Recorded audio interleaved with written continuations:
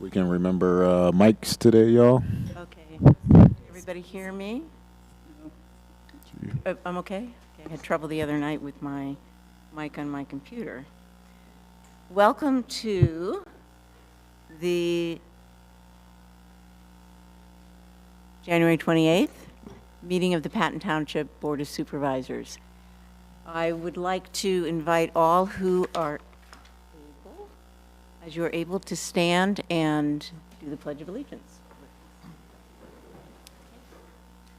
I pledge allegiance to the flag of the United States of America and to the republic which stands, one nation, under God, indivisible, with liberty and justice for all. Thank you. Are there any announcements that anyone needs to make? Okay. Are there any additions to the posted agenda? Okay, seeing none. We are going to public comments. Is there anyone here, or we use this opportunity to allow members of the Board of Supervisors to speak on an item of importance that's not on the agenda? Is there anyone who would care to have make a public comment? I'm looking at. I don't see anybody on Okay, great, thanks. And nobody on the board? Okay. I just wondered. I would actually like to make a comment. I think the hearts and minds of many of us in this country are with the tumult that is occurring in Minneapolis and in many other areas.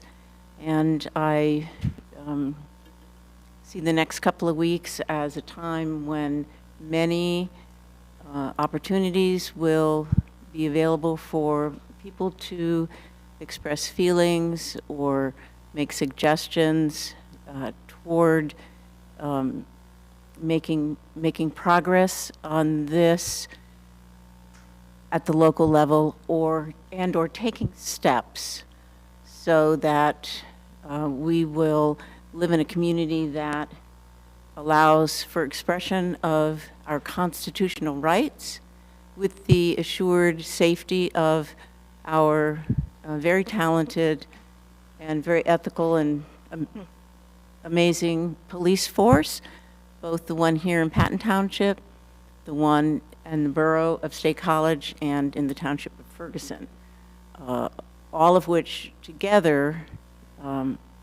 assure the safety and assure the constitutional rights of all citizens in this region. Anyone? So I thank in particular the police, and didn't know if anyone else had comment in that area. Okay. So seeing none.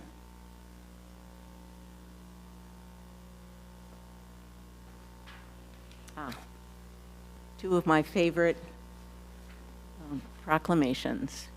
Coming up is Black History Month, and the Lunar New Year also is upon us.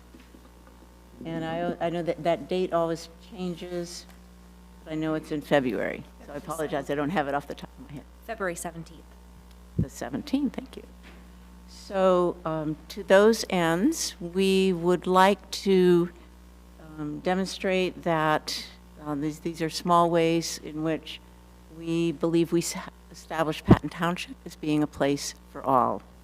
So I've asked my colleague Pamela Robb to read the proclamation for... I do believe the lunar was first. Yes. The lunar. You know what? I turned the page. I apologize.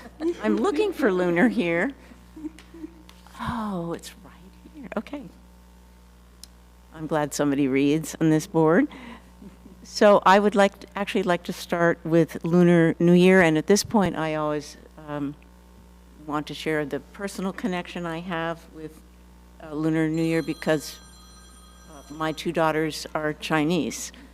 One is of the dog, and the other one is of the rat. So, I'm sorry, of the rabbit. Sorry about that. So with no further ado, I will ask Susan Hycheski to read the proclamation for Lunar New Year.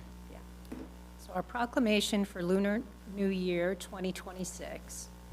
Whereas Lunar New Year is a holiday of family traditions ushering in good fortune and strengthening ties that is celebrated by many members of the Asian Pacific Islander Desi American APIDA communities who help shape the foundation of Patton Township's historical, current, and future journeys. Whereas the holiday is predominantly celebrated by communities of Chinese, Korean, Vietnamese, Tibetan, Mongolian, Singaporean, Malaysian, and Filipino descent, with a traditional focus on honoring ancestors and community bonds and celebrating hopes for the future. Whereas the Lunar New Year, also known as Spring Festival, is based on the lunar calendar, which includes a repeating 12-year cycle of animal signs and their assigned attributes. And whereas the Lunar New Year marks the transition from the year of the snake, ending on February 16th, 2026, to the year of the horse, starting on 17th, 2026. The horse is the 7th of the 12 Chinese zodiac animal signs and represents energy, speed, freedom, and resilience. Whereas over 10,000 Asian Pacific Islander Desi American APIDA residents live, work, and lead in Center County communities, contributing to our economy and way of life, and enriching our social fabric with multiple languages, cultures, ideas, and religious beliefs. Now therefore, be it resolved, the Patton Township Board of Supervisors does hereby proclaim February 17th, 2026 as Lunar New Year in Patton Township and encourages everyone to join in the spirit of celebration and commitment to family, prosperity, and mutual respect, and creating an inclusive environment of belonging for all of our residents. Proclaimed this 28th day of January 2026 by the Patton Township Board of Supervisors, Center County, Pennsylvania. All right, thank you very much. We have some guests here tonight. Would you like to say a few words? Okay, please come up, introduce yourselves. Tell us what township you're from. Not that you're all from the world, but No, the world. oh, from the world. World. I heard it as borough. Boroughs like the world. So good evening, Chair Whitman, members of the Patton Township Board of Supervisors, Patton Township staff and residents. My name is Nalini Krishnan Kudi, and I'm a resident of State College. I'm also an elected State College Borough Council member, starting my second term this January. And I'm standing here today as a founding member of the Pan-APIDA Circle of Center County, where, as you heard, APIDA stands for Asian Pacific Islander Desi American. We are a community group that was started in April 2021 to stand up to anti-Asian hate, to elevate APIDA experiences, and to celebrate APIDA joy. And truly, for many of the things that Chair Whitman said, my heartfelt thanks to all of you on the Board of Supervisors today for issuing this proclamation. It is so meaningful at this time when so many of our residents of diverse backgrounds are feeling marginalized, vulnerable, and scared. And even as an elected official, I currently always carry a passport card in my wallet. Now, it's really, this celebration of Lunar New Year, about 2 billion individuals around the world celebrate that, and that might not be a surprise. But that includes more than 20 million Asian Americans and Asians in the United States. Some of them are recent immigrants. Others are 8th or 10th generation Americans, descended from Asians who came here as early as the 1500s on Spanish ships from the Philippines, or possibly in the 1800s from many parts of Asia. Now, a recent survey by the Asian American Foundation reported that 63% of Asians now feel unsafe because of their race. And this has been attributed to increase in use of racial profiling by federal agencies like ICE, and also an increase in xenophobia. So for me, this feeling, this lack of safety is pretty ironic because many of our residents are feeling like they don't belong, and this is during the 250th year of our country's independence. And as we celebrate this collective achievement, the celebration of our diverse traditions and immigration history becomes even more critically important. Interestingly, it was in the midst of anti-Chinese rhetoric that the first public New Year celebration, then called the Chinese New Year celebration, was held in San Francisco in 1853. And today, San Francisco's Lunar New Year parade is one of the oldest and largest outside of Asia, and it has actually become an integral part of the American experience. And so, given this current climate, this proclamation that you're making today is even more important. It celebrates the diverse realities, experiences, and celebrations of our entire Center County family. Your proclamation shows every Patton Township resident that they matter, that our rich and diverse traditions are part of our American story. And it provides that much-needed feeling of acceptance of the Lunar New Year celebration as an American tradition. And so I want to thank you. I want to urge everybody in Patton Township to take part in community events celebrating APIDA cultures. We will be having our, I think, 4th APIDA Fest again in the borough at the end of April. And of course, my wishes for a happy Lunar New Year to everyone who's celebrating. And with that, I'll turn it over to Professor Ju Yun Ri.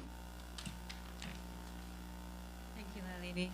I'm Ju Yun Ri. I'm teaching Korean literature and popular culture at Penn State University. And yeah, I teach also about K-pop Demon Hunter. So this is a really important and interesting moment for me. And the first time I remember when people don't ask me whether I am Korean or Chinese, and when I say Korean, and I will ask another question, South Korea or North Korea, right?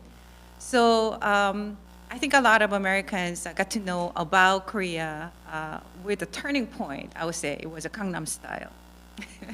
So it started with the Gangnam Style, where Koreans were exposed to American culture. So popular culture helps us to understand diversity of culture in America.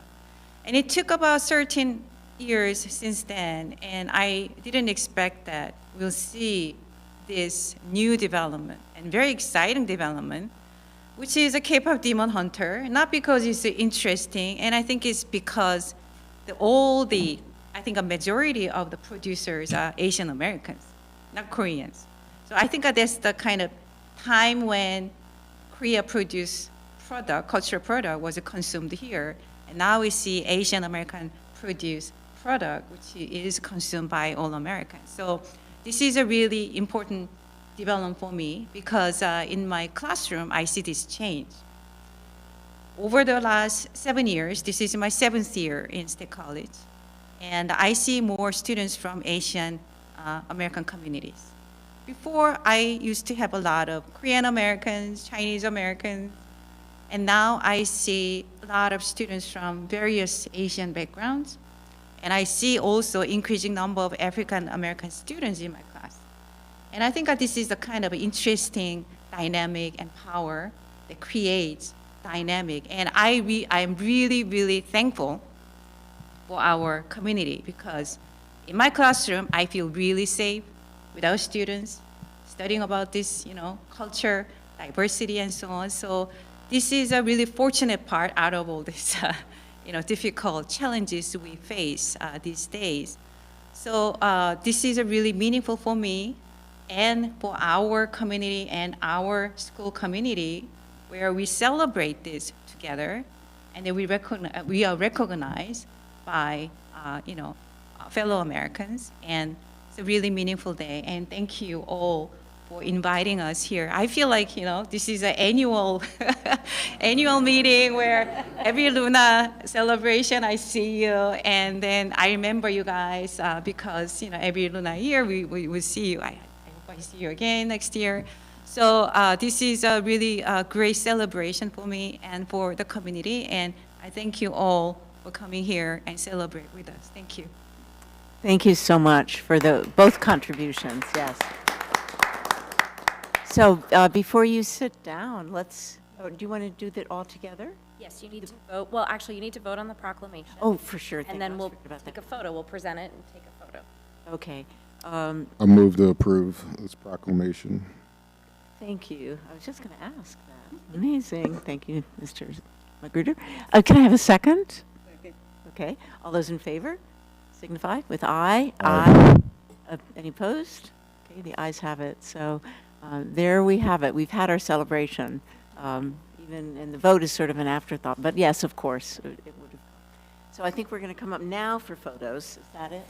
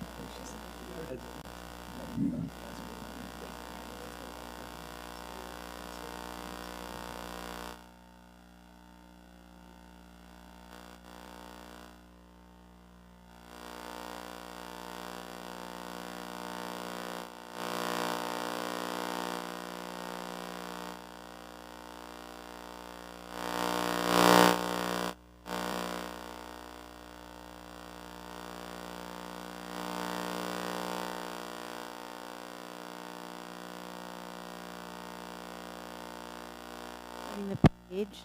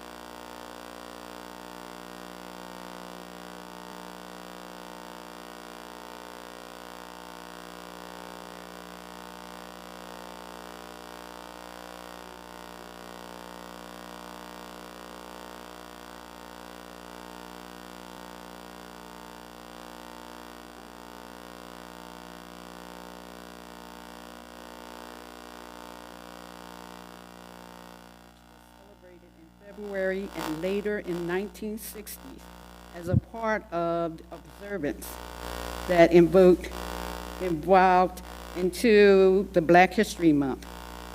Whereas 2026 Black History Month theme is a century of Black history commemoration, we celebrate 100 years of Black History Month and also reflect on what it means to the country celebrating its 250th birthday. Whereas during Black History Month 2026, we honor Bayard Rustin. Bayard Rustin was born into a family of Quakers, an activist in Pennsylvania.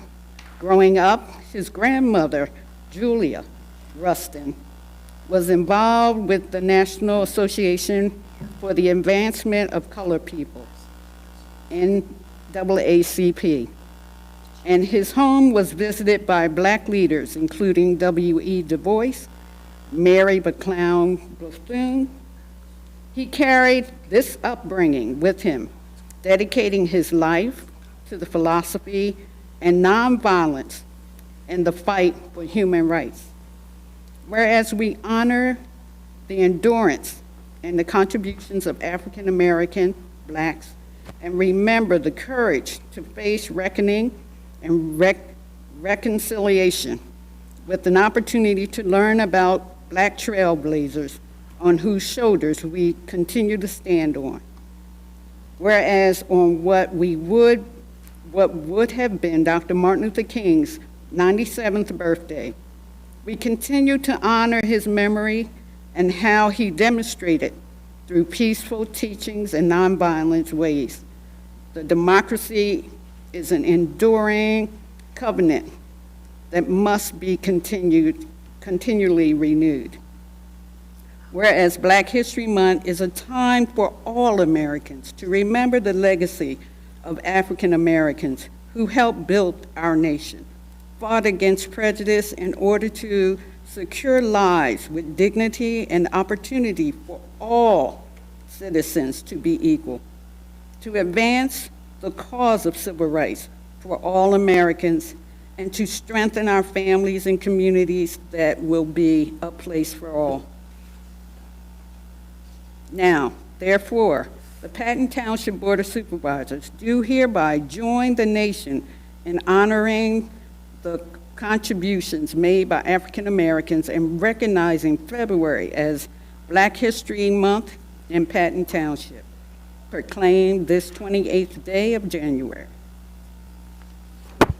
Thank you. Thank you, Ms. Robb, and thank you for that eloquent introduction.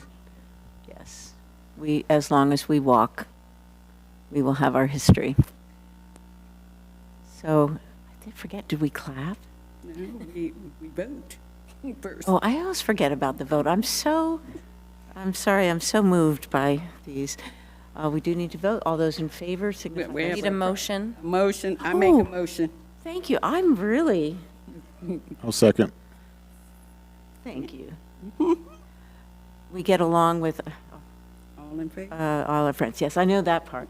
All in favor, signify by saying aye. Aye. Aye. Any opposed? Okay, the ayes have it. So now, we clap, yes. And we're going to go take our picture. Oh, I'm sorry, yes, and we've got members of the audience, please.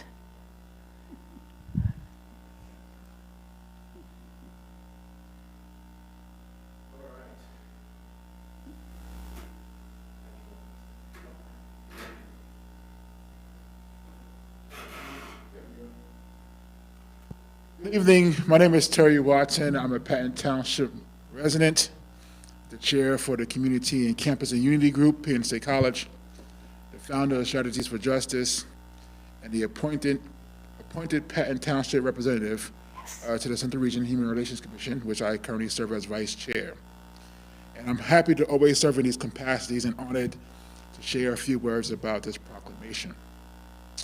Each February, we pause to reflect on the contributions and impact African Americans have had on this country, nationally, locally, and every community in between. This year, we mark a century of these commemorations, a century that shows how organized efforts can inform, inspire, and empower. And because this year also marks the 250th anniversary of this nation, I want to begin by channeling the spirit of Thomas Fuller, also known as the human calculator. He was an enslaved African whose extraordinary mathematical gifts astonished the world. So let's take a look at these numbers. 250 and 100. If my math serves me correctly, that's 150 years. 150 years in which blackness, in all its brilliance and all its excellence, and innovation has not been recognized. And 150 years during which our heritage, our patriotism, and our undaunted service has not been fully acknowledged as foundational to this country. I always consider that an opportunity lost. Talking about loss, I am reminded of the first casualty of the American Revolutionary War. Crispus Attucks, who was the first one to fall. He was the first African-American hero of this nation. Attucks stood among 50 patriots confronting British troops when gunfire erupted. He was struck twice in his chest, and he became the first person to die at the Boston Massacre. His sacrifice also symbolized the other 5,000 African-American soldiers who fought for the American independence. Yet his name rarely is found in the textbooks or in our classrooms. 150 years. See, 100 years ago, Carter G. Woodson and Minister Jesse Mullen understood the necessity for ensuring that our history, American history, is told in its totality. So with the theme of a century of Black history commemorations, I am encouraged.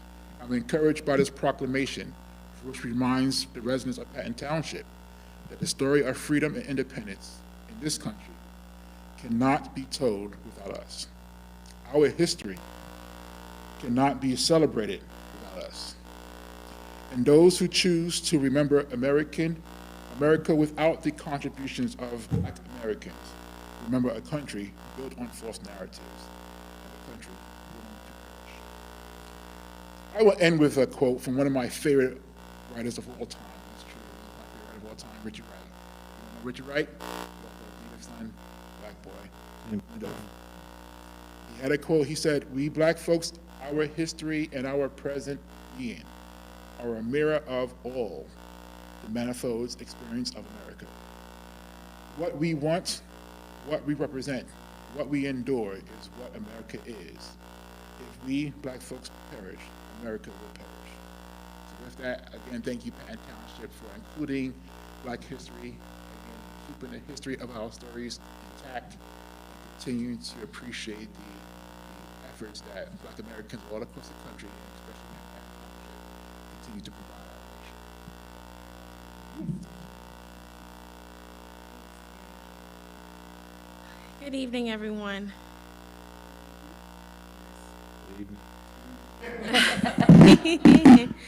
Okay, my name is Kesla Elmore. I am a dual title PhD candidate in English and African American and Diaspora Studies at Penn State University. As we gather today to commemorate the acknowledgement of Black History Month here in Center County, Pennsylvania, much like in years past, we are in the company of a dark and frightening cloud of political uncertainty and civil unrest that is currently the reality of our country and the world at large. With several murders of innocent civilians at the hands of federal ICE agents, political genocide in Palestine, and unrest in countries like Sudan, Iran, Nigeria, and many, many more, we are living and breathing history right now in this very room. We all may turn on the news tonight and be troubled to find something to smile about. People are dying, people are afraid, people are so very tired. This year, I want to visit the poem by Lucille Clifton, "Won't You Celebrate With Me?" In it, Clifton reflects upon her life, asking readers, "Come and celebrate with me that every day something has tried to kill me and has failed." I stand before you, much like Miss Clifton, a Black girl, both non-white and woman, as she famously says. Still wishing to see a day where the Department of Education remains adequately funded and protected, and where Black history is prioritized as American history, and where truth lives in our educational and recreational history books. Let this annual proclamation of Black history and State College remind us that there is a reason to celebrate, because each and every one of us sitting in this room here is living and breathing, and we can still make a difference. There is still hope for a brighter future. We can turn this around if we recognize our privilege and power. I will leave you with the quote from civil rights pioneer, the late Claudette Colvin, who we just lost this past month.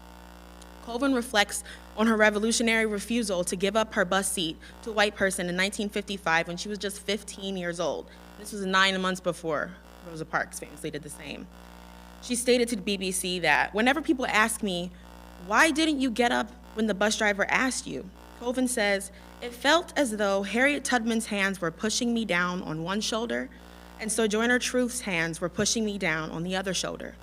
So I ask you tonight, whose shoulders are pushing you down and pushing you forward? How will you remember these people? And how will you walk in their reflection? Thank you. Beautiful. Thank you. I know time is of essence. I know there's some folks who are online who was hoping to join us today, but due to the technical travel difficulties, that could not happen. You see Leslie Lane. We usually permission? So I don't know. They said yes. Wonderful. Well, thank you, Patton Township, for this wonderful opportunity. My name is Leslie Lang. On campus, I'm the Director for Adult Learner Programs and Services. For the Forum on Black Affairs, I'm the 2023 Humanitarian. And for us locally, I'm the Juneteenth Planning Committee and Chair for State College. As Terry mentioned, this year marks our 100th anniversary of celebrating and recognizing Black History Month annually. This impact of these annual celebrations and the highlight of Black life and history have transformed our nation's narratives. Carter G. Woodson launched Negro History Week back in February of 1926, and his coordinated efforts have developed lesson plans, encouraged teaching of Black history all over the country. It evolved to a month-long observation courtesy of Kent State University in 1970, and we officially recognized Black History Month by President Gerald Ford in 1976, who urged the nation to honor the accomplishments of Black people. The Civil Rights Act of 1964 ended legal segregation in our public spaces and banned employment discrimination, marking a transformative moment of struggle and racial equality and civil rights all across the United States. And President Johnson signed the Voting Rights into outlawing the discriminatory voting practices and expanding our protections, securing Black Americans the right to vote. Education continues to play a vital role in advancing our rights, and it's presently under attack again, making these proclamations urgent and necessary for us locally. We just held our annual week of commemoration for Dr. Reverend Martin Luther King Jr. and our 51st banquet, honoring the contributions and legacy that he made.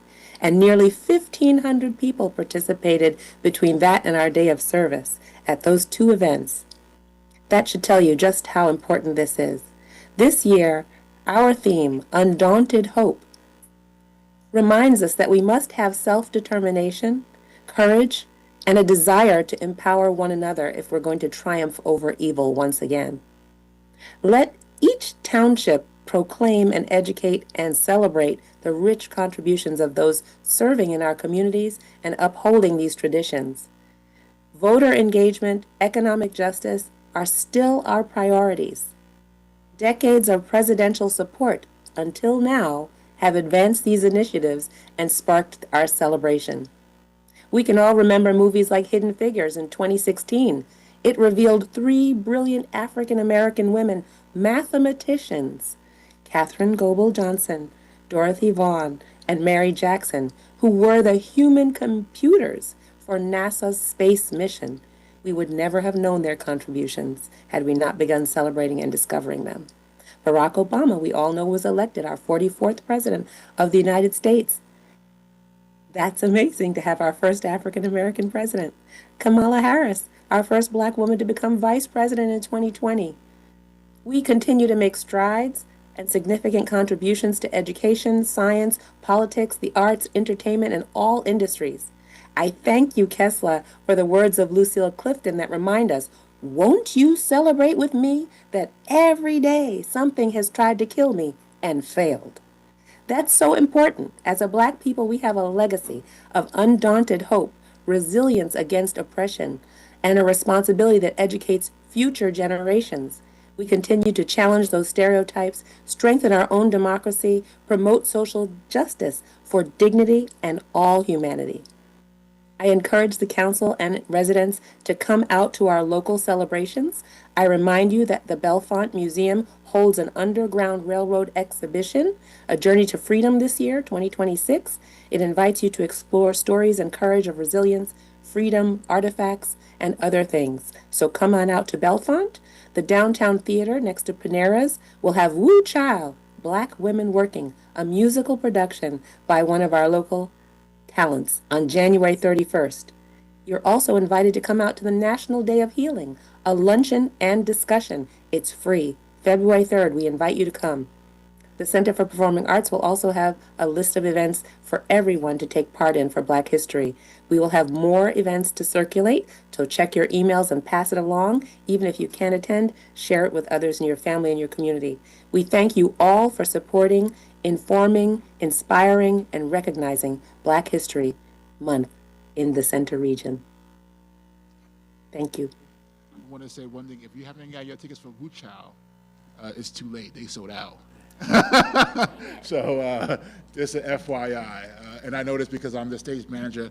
I had to go there because we're practicing tonight. So. Okay.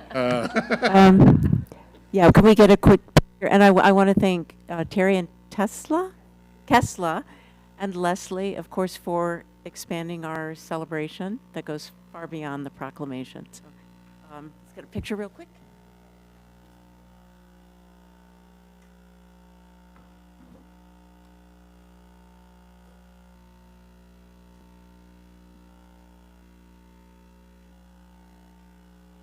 Sorry to miss you all in the picture, but I see you.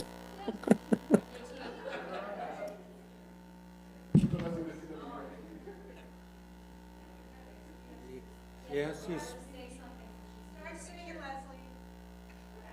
Happy Black History Month. stay right there.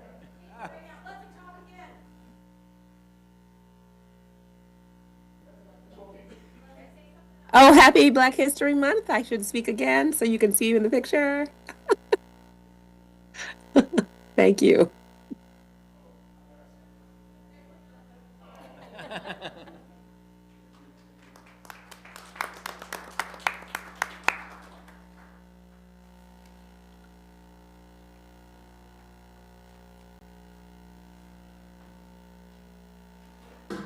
Yeah, thank you again. Once again, both.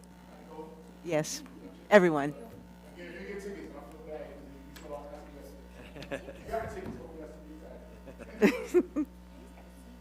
Okay.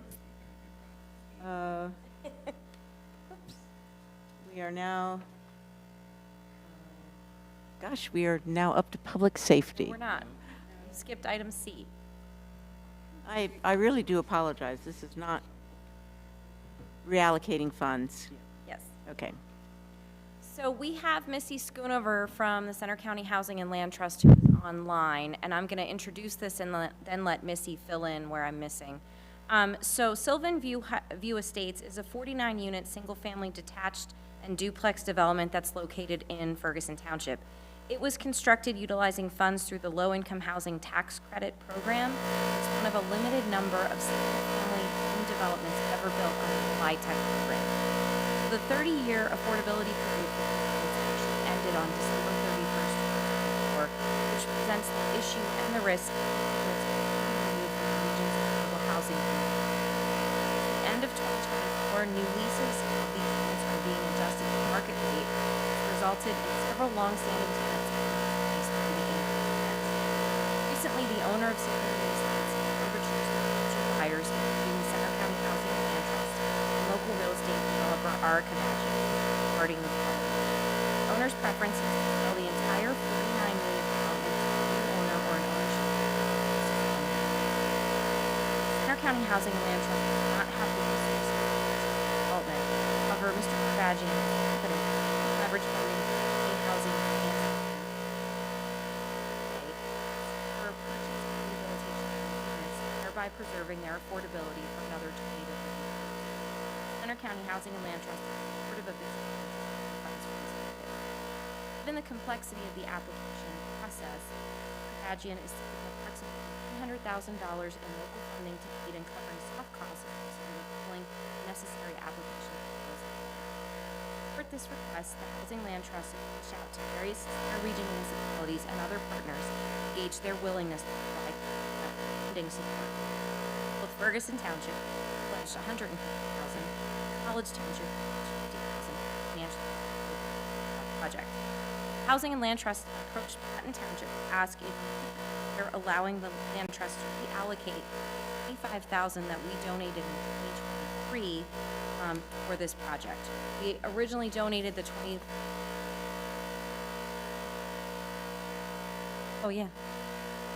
We originally allocated that $25,000 to be used to purchase an affordable housing property within Patton Township. So they're asking if we could reallocate those funds to be put towards this project. They're also going to go ask the county for funding as well. So Missy is online. If there's anything that I missed, Missy, or anything Missy wants to say about this. So the ask tonight is just if the board is comfortable that you would reallocate those funds so they could be used towards this project, which preserves units that are already affordable. Great. You know what, I'd like to go ahead and call for the motion in a second, and then we can have discussion. Is that appropriate? So if somebody wants to make the motion and actually read the motion as suggested in the agenda. I so move. So the motion is that we reallocate $25,000 from the township to CCHLT to be used for the Sylvan View Estates project. And do I have a second? Second. Okay, we got it.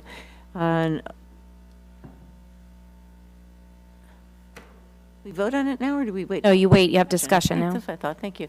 I must be very. Speak into your mic. Yeah, discussion. Discussion. Any, do we have any comments from the board on this?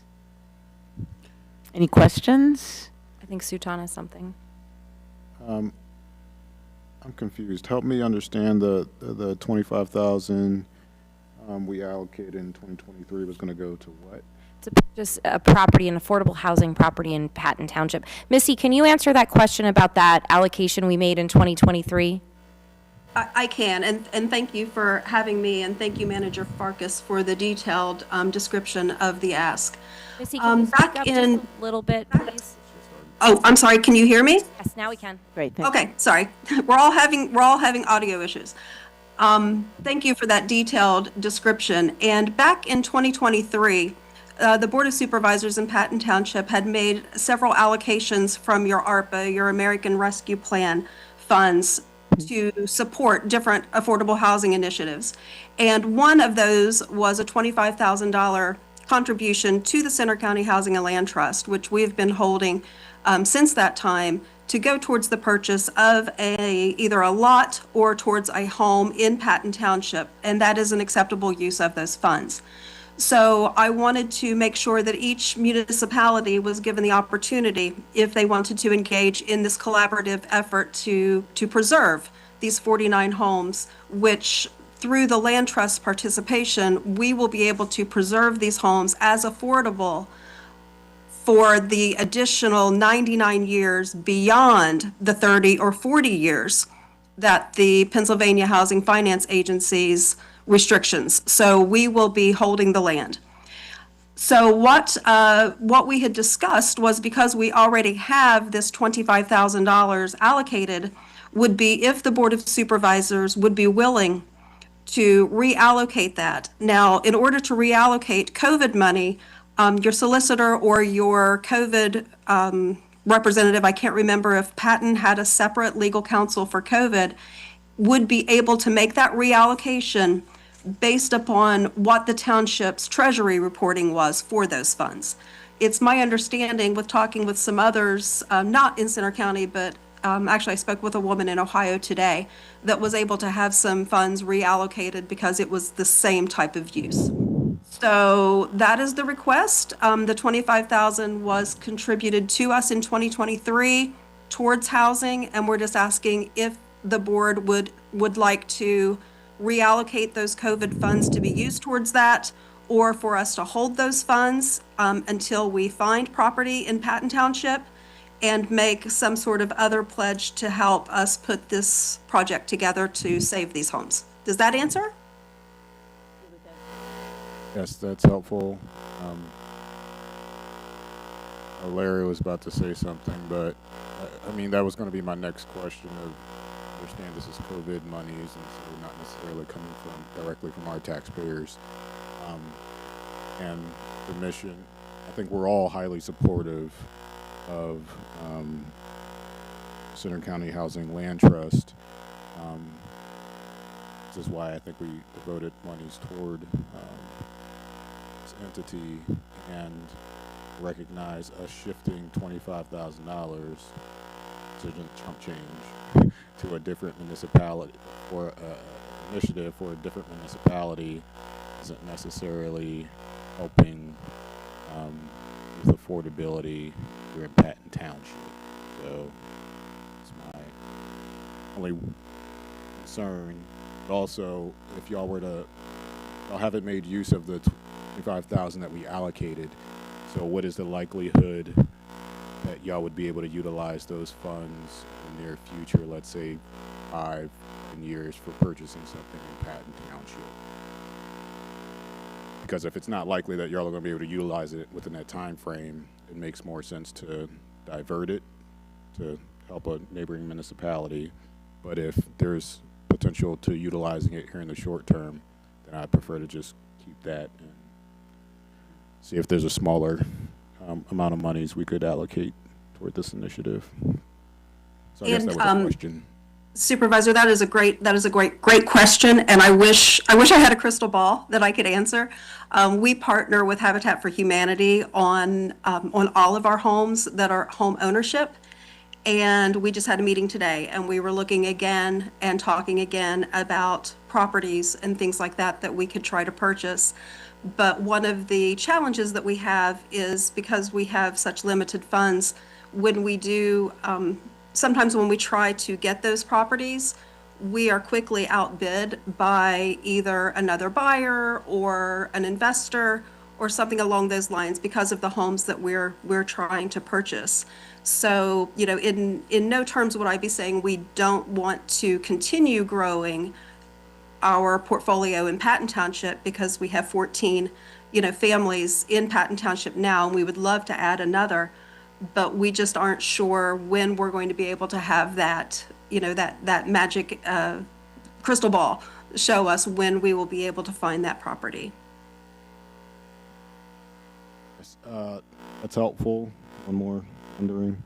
So we have about 14 families who would love some housing in Patton Township. If we were to contribute monies toward these units, or purchasing this land for these units, we have like priority access to have some of our residents. I understand they wouldn't be our residents anymore, but like, would we have some priority access to getting some of our residents who may not be able to stay in our municipality to like move into these more affordable units in Ferguson? Well, and if I misspoke, I apologize. We have 14 affordable units in Patton Township right now. And if this developer is successful and we are able to preserve, actually it would be bring them back into affordability, because the LIHTC rent restrictions went off of them in December 31st of 2024. We, under fair housing, we're not really permitted to do any sort of a wait list or anything like that through our agency or through the process. And these homes are already occupied with leases. So it would be through a matter of attrition. And one thing that we do see, just as a matter of practice, people do move a lot within the municipalities of the center region. And that was one of the reasons that we, in talking with the developer, thought that this could be a center region initiative, because if individuals perhaps live in Ferguson, they work in Patton, they live in College, just a way to make things a little easier so that we don't lose 49 homes. And then perhaps this would spark the passion in another owner to say, well, I would like to provide that housing within another municipality. Because there are some properties throughout the center region that will be coming out of this LIHTC protection in the next several years. Around 1,700 units will be coming out of protection over the next 5 years. So we're looking at today's problem of these 49 that have already come off, and then we're also looking ahead to how can we preserve some of those. But as far as giving priorities, fair housing laws kind of prohibit how we can do some of those things. But of course, we would want to keep the residents of the center region here before we would go market it, to, the Pittsburgh region or something like that, because we do have some people driving from, not quite Pittsburgh, but we do have some people that are driving from over in that part of the state. It's helpful. Thank you. Thank you for that question. I hadn't thought of it in terms of municipalities. I think of housing as being regional. And I do remember years ago when Patton Crossing was up for debate, development across from Walmart, and we, Patton Township, came up with some parts of the rezoning that required a certain percentage of affordable housing. And there were actually some people who lived in Patton Township sort of put their hands on their hips and said, why is Patton Township the only one doing this? Why aren't other municipalities? So, I was kind of proud to be able to do it. So I know there is certainly some regional, it's a regional challenge. There are home turf issues that arise. Proud of the conversation. And I will be proud of this too, even though it's on Ferguson's. Thank you, Missy, for that very thorough answer. Any other questions or comments? Anyone from the audience, television audience? Let's see, I thought it might be helpful if Larry explained what he was about to Yeah, say. thanks. Yeah. Yeah, I was gonna say that COVID money, we'll just make the change I'll just make the change to the reporting. It's not a big. Thank you for that. So are we ready to vote? If we keep that information? All those in favor of the motion signify by saying aye. Aye. Aye. Any opposed? Ayes have it. So we will allow Missy Schoonover and her organization, CCHLT, to transfer the money that help purchasing a lot of affordable housing, turning them into affordable housing. Thank you. That's a very creative solution to an ongoing challenge. Thank you very much, Chair Whitman. And I just wanted to note, I don't know if you all can see, but Ms. Kelly, who is on Zoom, has been waving her hands madly. So I just wanted to point that out. But thank you. Oh, great. Thank you. Thank you, Missy. Oh, Ms. Kelly, do you have something you want to say? Yeah, I want to say two things. Can you speak Jennifer- up, please, so we can hear Yeah, you? Jen, can you lean into your mic or something? Yeah, can you hear me now?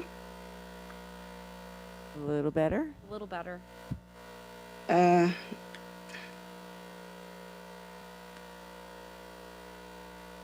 Is that better? Oh, that's great. Okay, whew. I'm Jennifer Kelly. I'm Patton Township resident on Canterbury Drive. And I wanted to say two things. The first was immediately relevant, that I'm hugely concerned about the lack of low-income housing in town. And I'm in favor of preserving whatever affordable housing is available in town. Anyway, yeah. The second thing is, I I'm sorry, I couldn't find how to raise my hand on Zoom in the back when public comments were being given. But I would like to say that I'm concerned that we are not safe. I do not want ICE agents to have the ability to terrorize our area, but especially not this area. We have a very diverse community through the university, and so many of our children go to either Park Forest Elementary or Park Forest Middle School. And as we have seen, ICE will kidnap kids on the way home from school. So anyway, and plus we have extremely powerful companies in our township, Target, Walmart, Home Depot, etc., who are working with ICE on a national level. And I guess I want to know, how is Patton Township going to protect our population? Can you declare that ICE needs to follow the law, that they can't, trample over the First or Fifth Amendment rights? I'm most concerned about ensuring due process and, frankly, no one getting kidnapped or shot in the street. The Moshannon Valley Processing ICE Detention Center is located a stone's throw away in Bellsburg. And so we seem somewhat vulnerable here in a number of ways. What can you, as our governing body, do to protect us, to do whatever we can to keep us safe? At the very least, I would like Penn Township and State College and Penn State to be very loud about not accepting illegal actions of ICE agents in our area. Thanks, that's all. Thank you very much for that. I would have, I know Jen is new to joining or attending and via Zoom and speaking. And your question actually is a good lead in to the next item on our agenda. At the end of which You have to, oh, no, they voted on it. we did vote on it, yeah. The end of which, so it's going to be our Chief Jolly, and he is going to address many of the questions that you had about ICE and our constitutional rights, probably not as thoroughly as you have asked them. And so I'll have the chief give his regular report, and then at the end of it, he will address your questions. And if you still have questions at that point, you can ask them, and we'll address them again. So I really appreciate all citizens coming to the meeting, Zoom or in person, and participating. So I didn't want to discourage that. But we're going to go now to Chief Jolly, who is going to give us the public safety report. Yeah, and I'll actually kind of change the order of things, just in interest of her time. I don't want her to necessarily have to sit through my whole report if she does not want to. So, but no, I was going to address, and I can't necessarily address some of the questions she asked about from Patton Township as a governing body, but I can certainly speak to the police department and any interaction we've had with federal agencies, and if we were requested to have any assistance from a federal agency. But yeah, so certainly in light of the recent events with Immigration and Customs Enforcement, this is obviously a really good opportunity for us to just restate how we operate, our policies, our procedures within the Patton Township Police Department. I think it's important for the public to know our officers will not take action based off of ICE administrative warrants or any kind of deportation orders. In our opinion, these are federal administrative warrants. They are not valid warrants under the Fourth Amendment because they're signed by an immigration official. They're not signed by a judge or a neutral magistrate. We at Patton Township Police only deal with criminal warrants. So if our officers determine that there's a federal criminal warrant that's issued against an individual, then our officers would follow our standard policy and procedures applicable to all criminal warrants. A judicial criminal warrant, and the main piece of that is judicial. That means it's been reviewed and signed by a judge, must be present for our officers to assist any law enforcement agency in apprehending somebody or the subject of that warrant. Additionally, here in Patton Township, our officers are prohibited from arresting or detaining any individuals for the sole purpose of investigating their immigration status. We will not inquire about a person's immigration status unless that inquiry is necessary involving a criminal investigation. And lastly, our officers will not inquire about a complainant, victim, or witness's immigration status. We want everybody to feel comfortable reaching out to our officers and to our agency to ask for help. Whether it be, you know, they witnessed a crime, they're a victim of a crime, they just have something that they need to report to the police to have us document it, or if they've locked their keys in their car. You know, we don't care about your immigration status. We want everybody to be able to call us and not be fearful to call to ask for our assistance.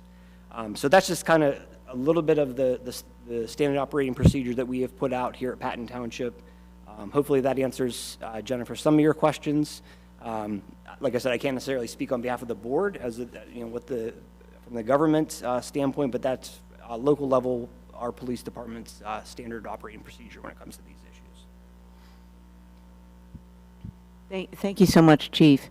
And I just wanted to make a comment to that. She has her hand up again, so maybe. I'm sorry? Jennifer has her hand up again. Oh, sorry. I thought it was a continuation. Sorry about that. Yeah, Jen, go ahead. I'm sorry. I guess one question I would have to that is, I'm glad to know that you will not cooperate with non-judicial warrants and stuff, but is there any way to prevent them from just bum rushing the whole area and doing what they want? That's, I think, the $64,000 question that a lot of people are asking. And I think one thing that Patton Township is always very, I think we're forward thinking on, and we could be even more forward thinking on, it's on communication and making available, not just available to the public with the services that the police force offers, but essentially broadcasting to the public or making it available through many sources. We do have a website, and we do post on Nextdoor, Park Forest, but there are things that the police department does, and I believe they do very well. And I want to give one case in point. It's a little bit of back history. It's a little bit of a rabbit hole, but I think it illustrates very well what they have done. And looking to the future, I think they are continuing in that same vein as new issues arise by the challenges of ICE in various communities. So the example I want to give is several years ago when, with the help of a person from the Rock Institute, Ben Jones, came in and helped the board look in detail at some of the procedures that the police department went through. One of the new procedures that we ended up with, and Chief, correct me if I'm wrong in the details, but it has to do with, in a broad brush, raising awareness of the officers about using physical restraint or physical action, and so to that end, we have asked the chief to make reports to the board every month on incidences of, and I'm forgetting the phrase that you use.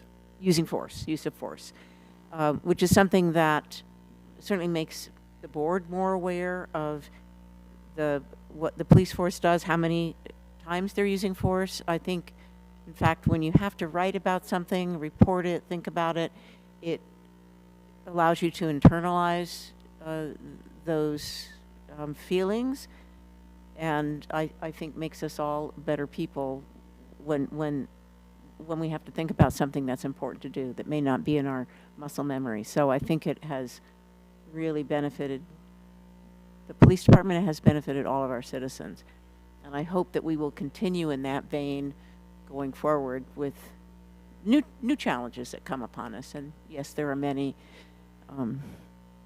in the form that ICE is bringing to other cities and may in fact come to this region.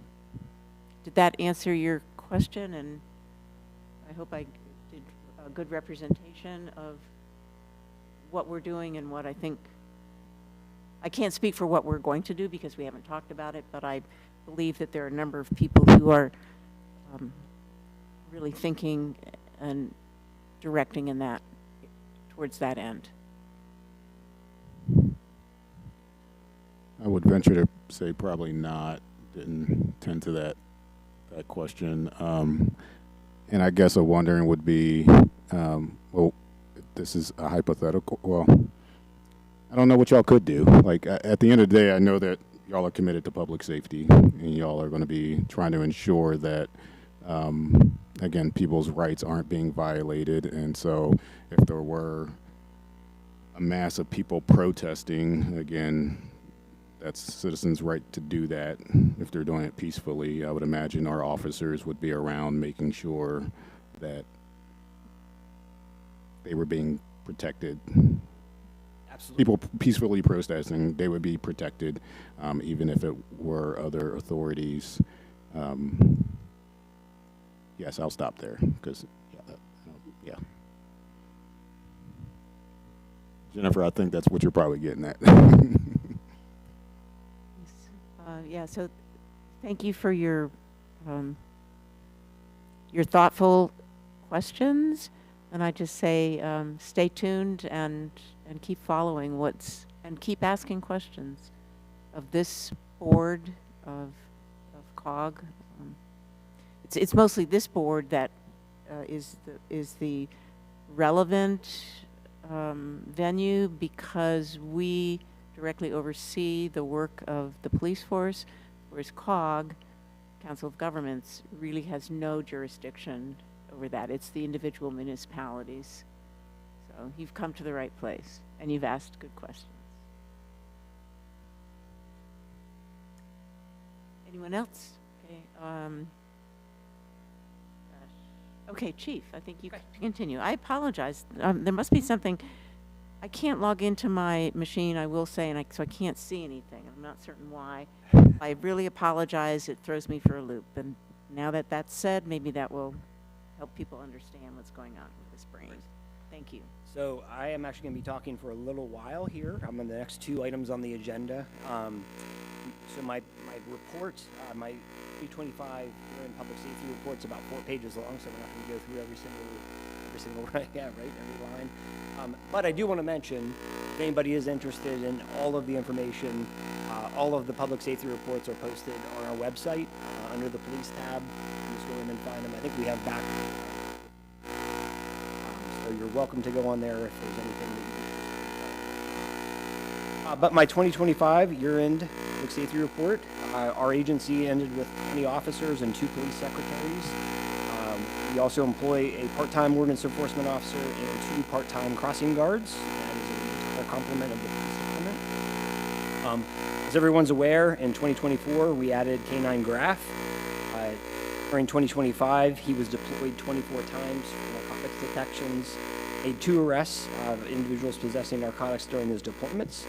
One of Graf's detections, it was actually in December, you might hear about that again in my next item, was a large seizure. It was 2 ounces of methamphetamine and 9 grams of cocaine, which is a really good arrest on that one. He was also deployed 3 times to assist with tracking. He made 10 public appearances, which often included demonstrations of his abilities, his nose, and then he also logged 234 hours of training time in 2025 with his human partner, Officer Snyder. So speaking of training, we still continue to put a great deal of emphasis on training for all of our officers. On a yearly basis, the Municipal Police Officers Training Commission, which is OPEC, mandates specific training for our officers that they have to maintain their police certifications. And we also rely on a lot of in-house experts for things like CPR, firearms training, taser training, and police expandable batons. So we train on a multitude of different things. I have a list there of other things that we also did outside of some of the normal training that we had. Some of the regional activities that we still participate in are the Alcohol Task Force, the Drug Task Force. We obviously assist with Penn State football, and then the Tactical Response Team. As I mentioned, back in 2022, we spearheaded the development of the Center County Accident Reconstruction Team. In 2025, they were utilized for 8 crashes, one time in Patton Township, and unfortunately, our crash was for a fatal crash that we had on North Atherton Street. We did receive grant funding for buckle up and aggressive driving, again in 2025. We did 6 seatbelt and aggressive driving details, and we also participated in 13 DUI details. During those, we made 148 contacts, wrote 28 citations. We arrested 1 individual for DUI, made 1 drug arrest, and then there was quite a few summary citations that went along with that as well. Our officers were again trained in the use of naloxone, which is a nasal spray that can reverse the effects of an opioid drug overdose. We did use that one time in 2025, and happy to report that the patient did survive. We were again trained in the use of taser, and there was 1 taser deployment. I'll talk a little bit more about that in our use of force section. We continue to be as visible as possible in our schools. Our officers every morning and every afternoon are very active in the school zones. We also rely very heavily on our school resource officer to provide walkthroughs and different education pieces that he does with the schools. And then also for our 2 school crossing guards who help the kids cross safely at the middle school and out at Grays Woods Elementary School as well.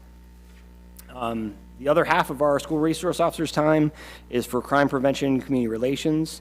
He stays very busy providing run, hide, fight training to many different businesses. To Penn Highlands here recently was the most recent one he's done. A few churches, a few businesses and schools have received this training. He is also responsible for our safety fair. The 23rd annual safety fair in 2025 was a huge success. We always want to give kudos to the Happy Valley Business Association. They do a lot of work with the planning, advertising, and volunteering at the event, so we always appreciate their help. Unfortunately, I think a few items from now, you're going to talk about land development where we hold our safety fair. So it could be a little bit of a problem in 2026, but we are going to try to work through that and come up with somewhere else. It's such an important event, in my opinion, to the community to have that interaction with the community, law enforcement, first responders, and the business community as well. So we will make it happen. We'll figure it out. So, but unfortunately, we might lose our good spot. So that's okay.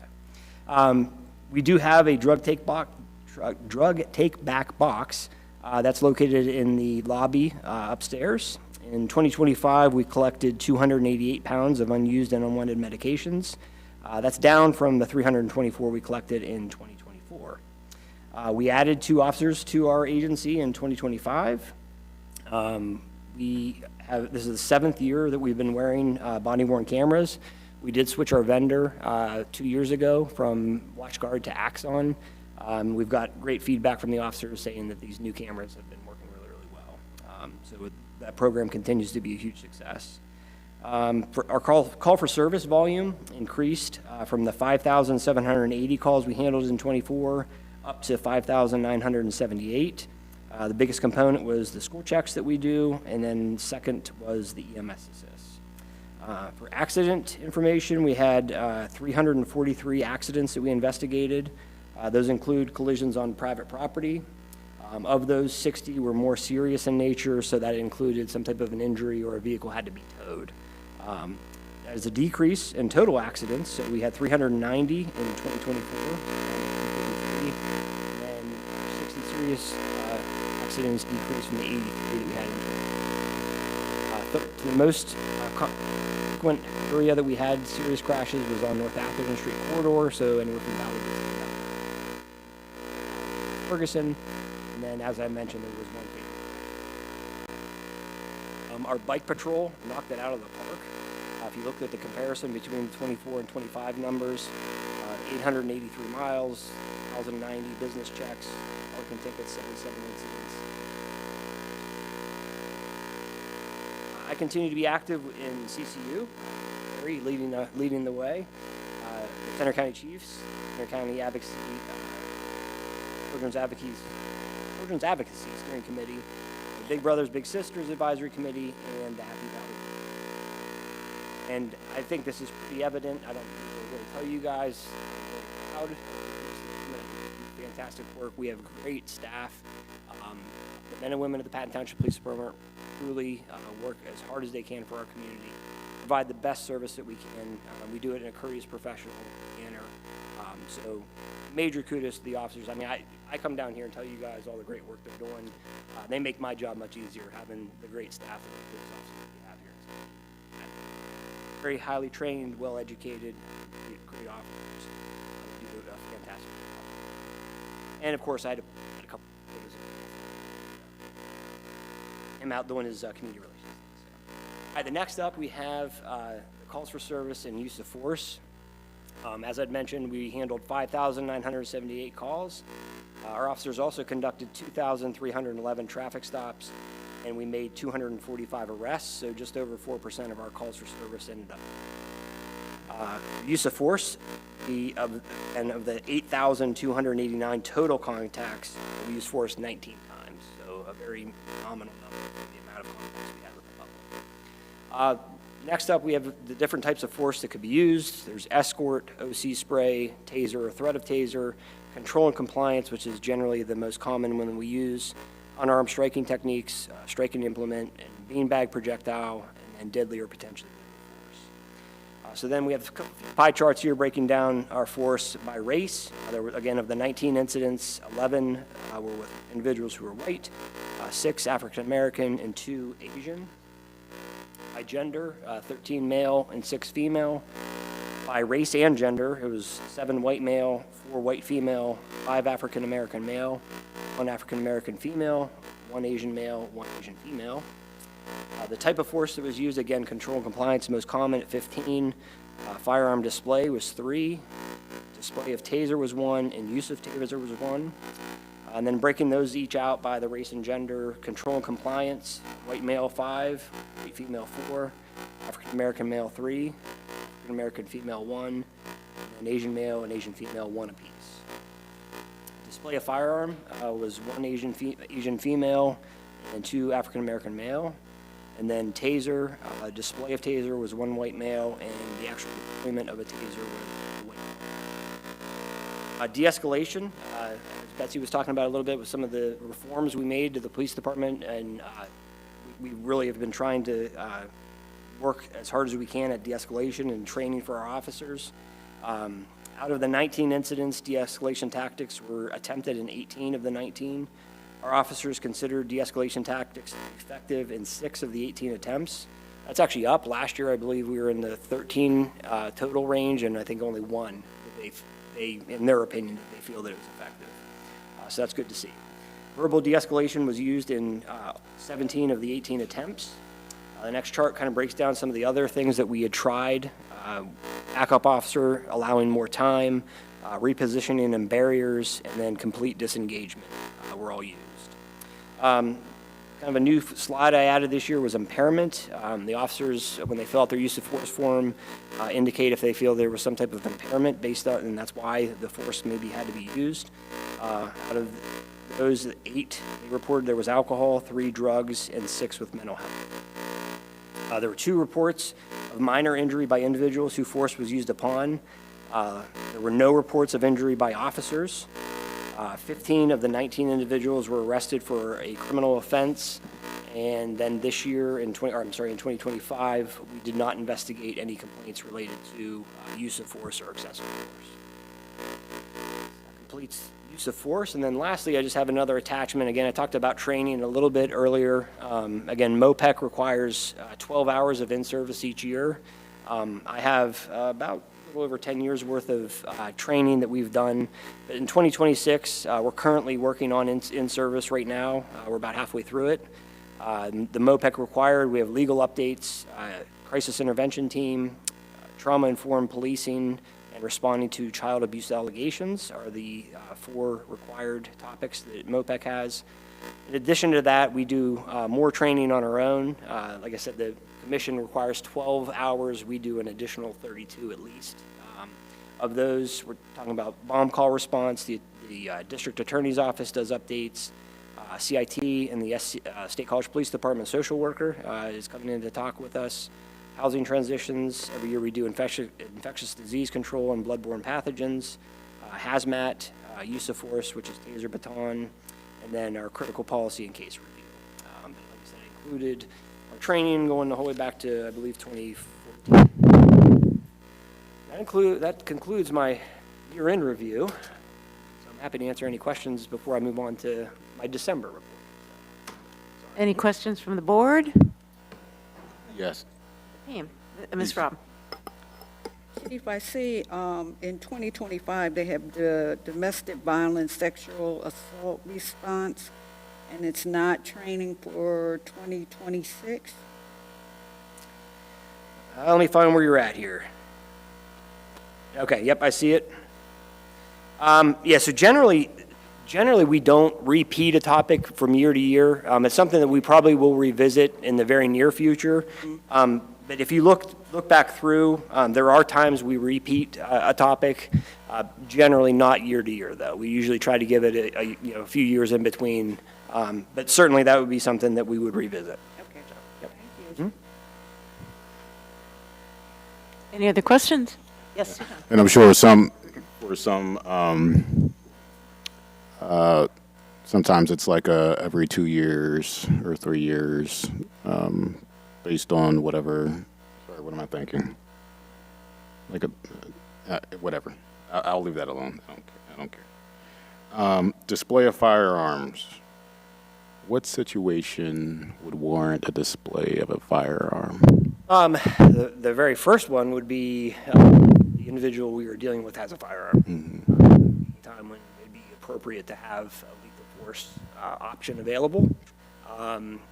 I think one of them also was the conclusion of a pursuit, which generally we do have a lethal cover. We're not sure why the individual is running from the police, so there would be a display of firearm to get that person back to us, get them into custody. So those would be two quick examples that I could think of. Was that true for the display of firearms that we had? Those are two real examples, Okay. yes, yeah. Thank you. You're welcome. Any other questions? Good with you.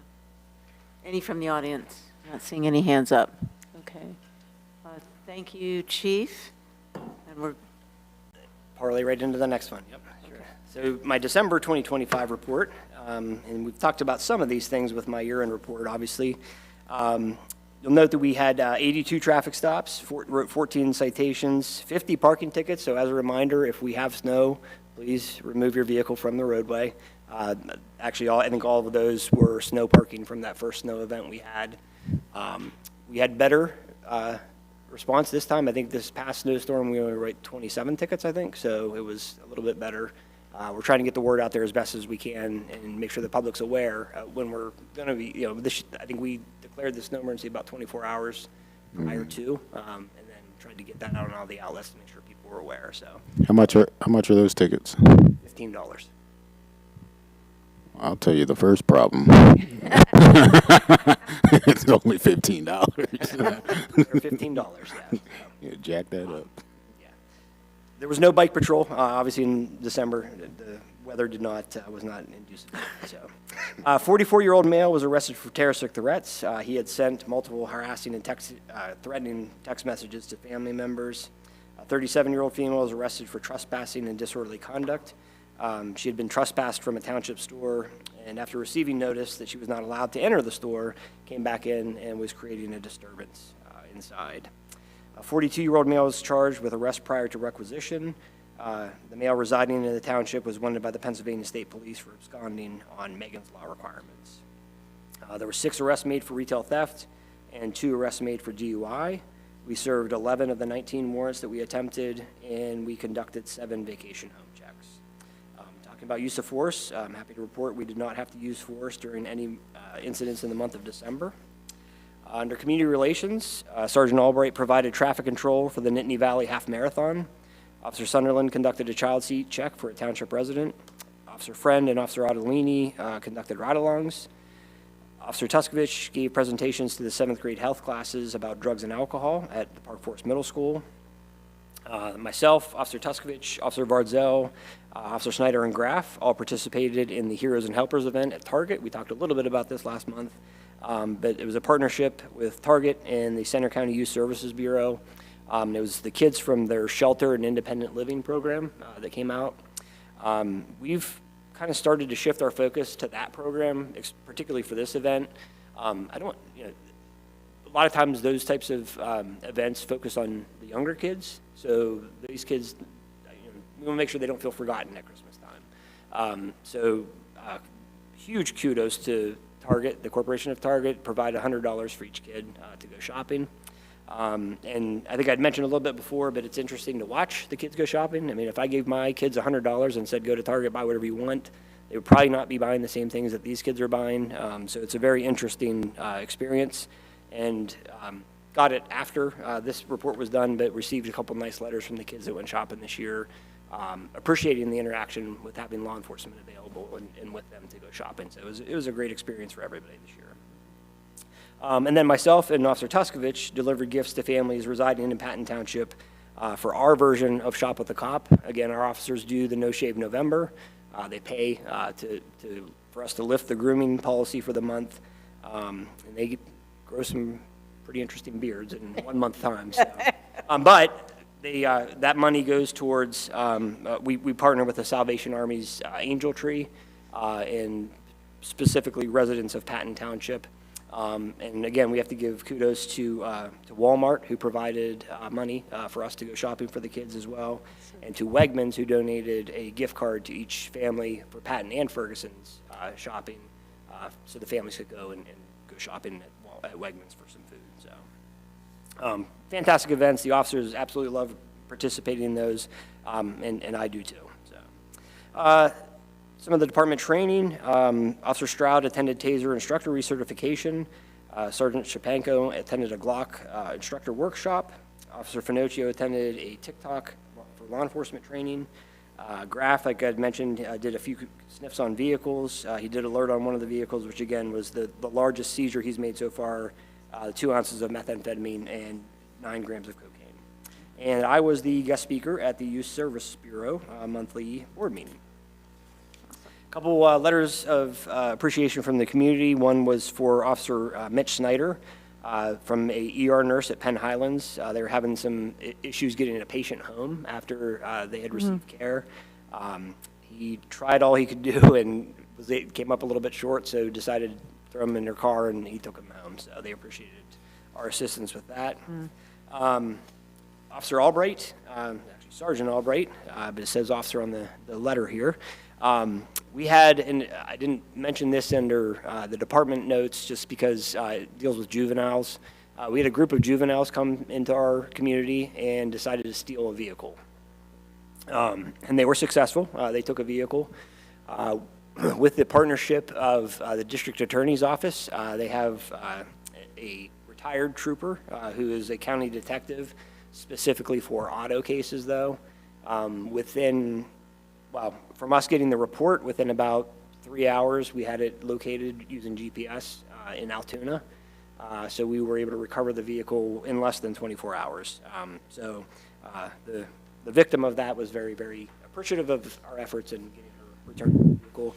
And there were, I believe, 4 arrests that were made as a result of that group coming to our area. So. How old were these kids, Chief? How old were they? Yep. So there was I believe a 15-year-old, a 16-year-old, a 17-year-old, and an 18-year-old. So, yeah. He stole one vehicle, took it to Altoona. The 18-year-old took a vehicle from Altoona, brought the group up here east, and was caught over around Harrisburg area. Yep. Gotta love it. I mean, every year our crossing guards dress up. So there's our crossing guard Joe out at Gray's Woods. Ricky, there's Ricky. He is our crossing guard at Douglas and School Drive. So they every year on the last day of school before the kids go on break, they dress up and the kids get a kick out of it. So lastly, our record list of calls for service. We had 478 calls in the month of December. That's up a little bit from the 434 that we handled in November. 83 of those were school checks, and 60 were health and safety EMS assists. That completes all my reports. Thank you so much. I was just looking for the item listed fall assist, of which we were the lucky recipients back in November. And I was surprised. I'm forgetting the officer who came in to the garage. My husband fell, took a tumble, and we called 911. I go to the garage door to let him in, and he says, "Hello, Betsy." I'm thinking, how does he know my name? He goes, "Betsy, I know you from Board of Supervisors." But it was really a remarkable visit, remarkable situation, and anyway, so I thank you. And I will say, very often when I get a chance to talk about police services or emergency services, I do remind people, or to simply tell them, you dial 911, the first face that you're going to see is an officer from Patton Township. And a couple of people have mentioned that to me, that I was surprised to see an officer. Well, let me tell you, there's a reason why that is. That's what we do now. So anyway, personal thanks for that. Yeah, so we're now on to Public Works, where this is actually this is another grant. Yes, this is a grant. So I'm assuming that you want to take that? Yeah, I'll take Ms. this Manager? one. Perfect. Yeah, so we were awarded $50,000 in county liquid fuels funding for the East Hillside Avenue rehabilitation project, which we will actually do this summer. The funding will be used to pave and make drainage and curb repairs on East Hillside Drive between Douglas Drive and Fairmount Avenue. So to accept this funding, we just need to have you pass a resolution, and then we'll send that off to PennDOT. Great. So does somebody on the board want to make a motion that, to basically adopt this resolution? And so we can submit the application to the county for county aid? So moved. A second? Okay, we've got a motion and a second. All those, any discussion? Anybody not want it? Okay, good. Those in favor signify by saying aye. Aye. Any opposed? We got it. We're going. Exciting. We're on now to planning and zoning. We will begin. Oh, she's so excited from the back row. Ellen Foreman comes running up to the mic, our chair of the Planning Commission. What do you have for us today? Yeah. Yes, we did have our first meeting of the year, and Bill wasn't there. Otherwise, he would have been the chair of the Planning Commission, so. There we have it. He wasn't. Default, it led to me. But basically, it was a pretty fast meeting. We had a sketch plan presentation from the developer of a new Dick's Sporting Goods store. And it's pretty exciting because it's 60,000 square feet. They didn't talk at all about what it was going to look like, but I've seen some of the Dick's that have the whole, the experiences where you can climb the walls and do all these other things. So I think it'd be a great addition to the colonnade. And finally, that space will get used. So that seems pretty good. They also said they have a potential retailer to go in the space that Dick vacates. So that's obviously a concern. We wouldn't want an empty shopping center. There really weren't too many questions, because it was just a sketch plan, but they did say they had utilities there for previous development that never happened, and they'll be able to reuse some of that, but they'll have to change some things. And there was also some other, water issues and some things like that they're going to have to look into. So otherwise, it seems like an exciting addition to the colonnade. We didn't have to take any action on it.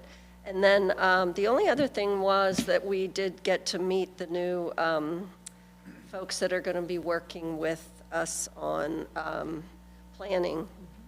So that was a good thing. And we talked a little bit about some things that they would be doing in the future, helping with training and some of those other things. Awesome.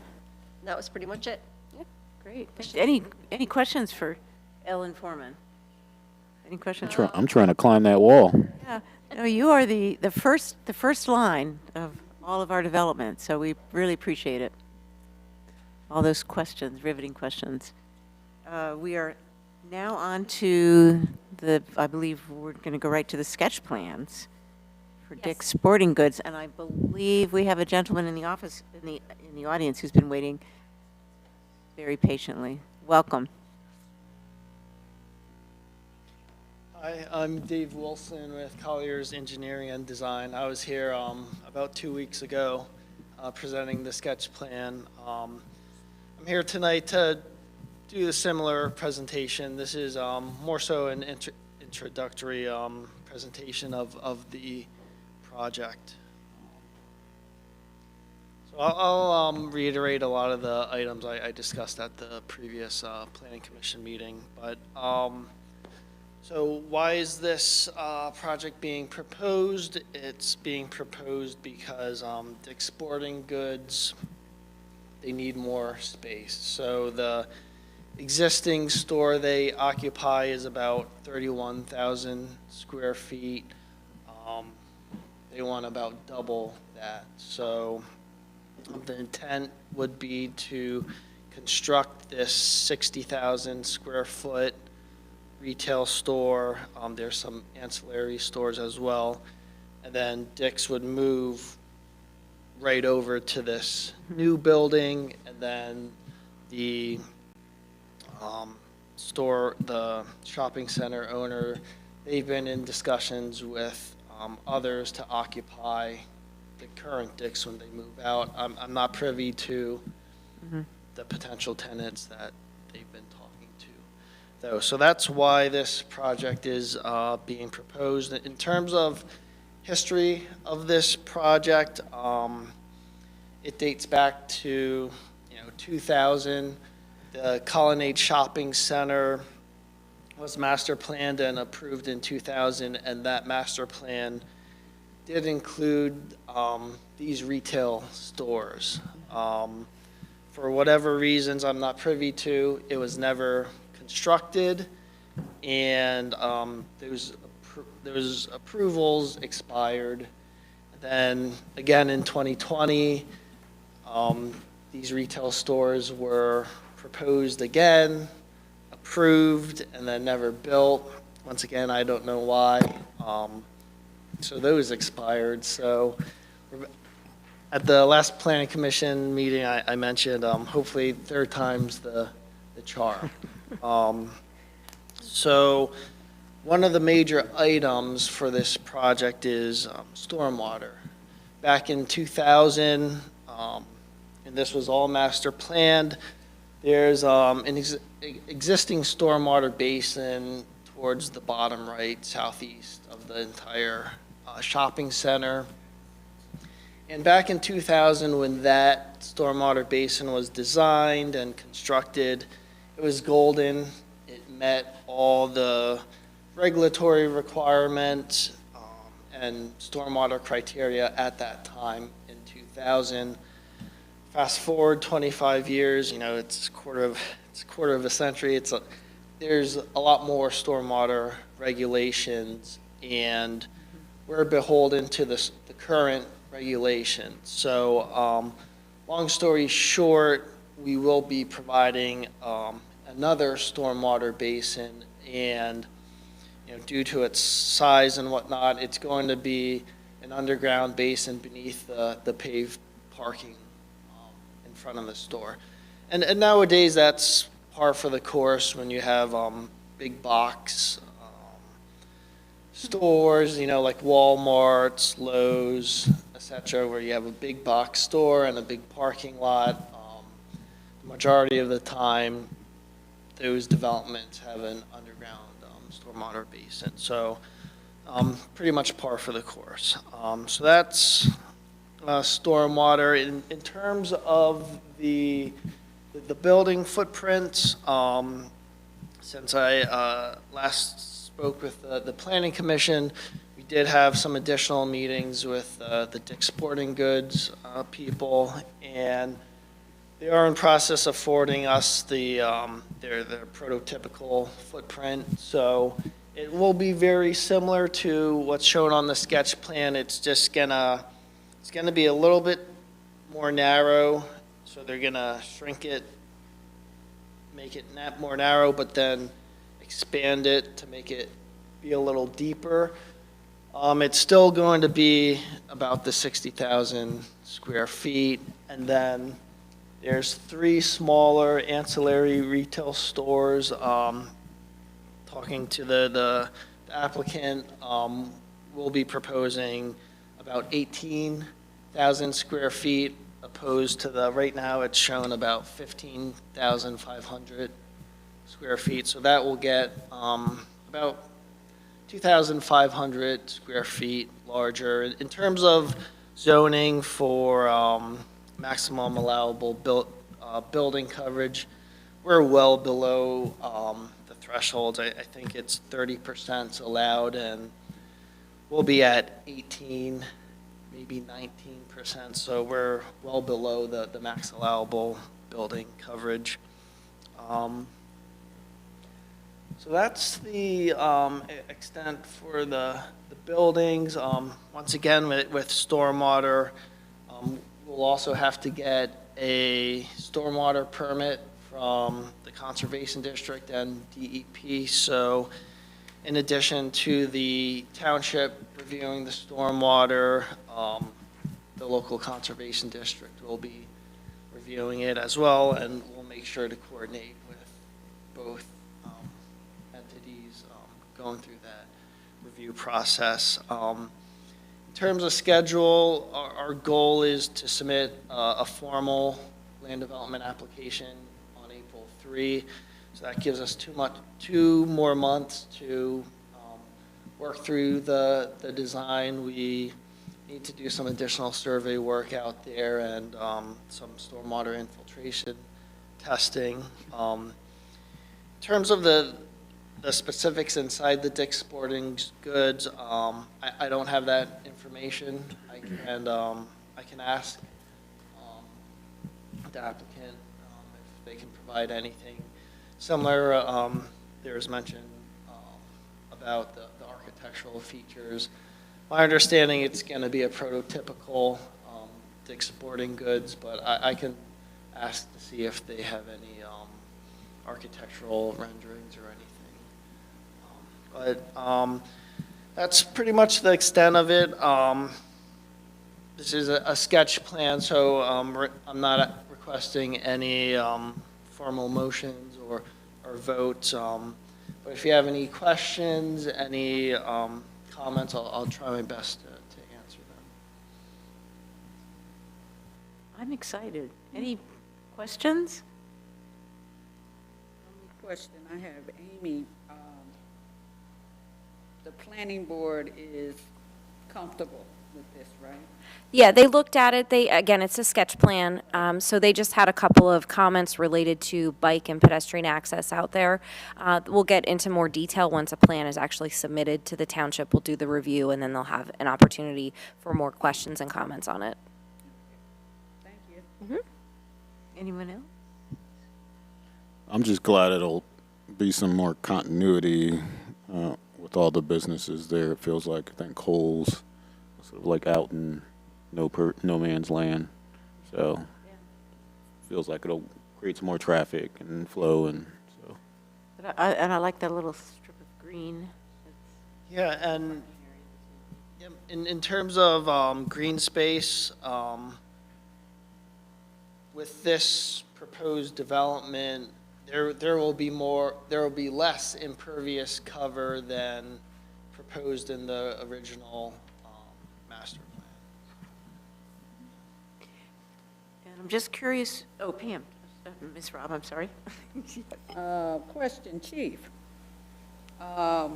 Looking at the proposed area, do you think we could do the children's safety fair at that end? So where this development is going in is where we have currently held it the last 4 or 5 years. Years ago, we did use the lower end of that lot. So from like where the fountain is at to that entrance down there, we've kind of blocked off that part. We would have to scale it way back. It's just grown so much. That's why we've used that big open space down there. Landing a helicopter, things like that, we probably wouldn't be able to pull off if we just used that lower end. So that's why we're trying to keep all of our options on the table, and I was very interested in his presentation to see what the dates were, so that's helpful, yeah. Thank you. I think the helicopter should just land on the building. Well, Oh, Lord. Do that. And if you could, God. Dick's could supply a landing area, that would be really Yeah, Much that's definitely not appreciated. my call, but I can relay to them that there's a children's fair out there and see if they can work with the township. I'm sure they'd love to, yeah. That will be a loss, but we'll surmount it in other ways. Yeah, we'll find a way. I guess the farmer's market in front of Home Depot is up and running at that time. Yeah, it's up and running. Yeah, too bad. Okay. And I'm just curious what your role in all of this is. Oh, sorry, I'm the civil engineer.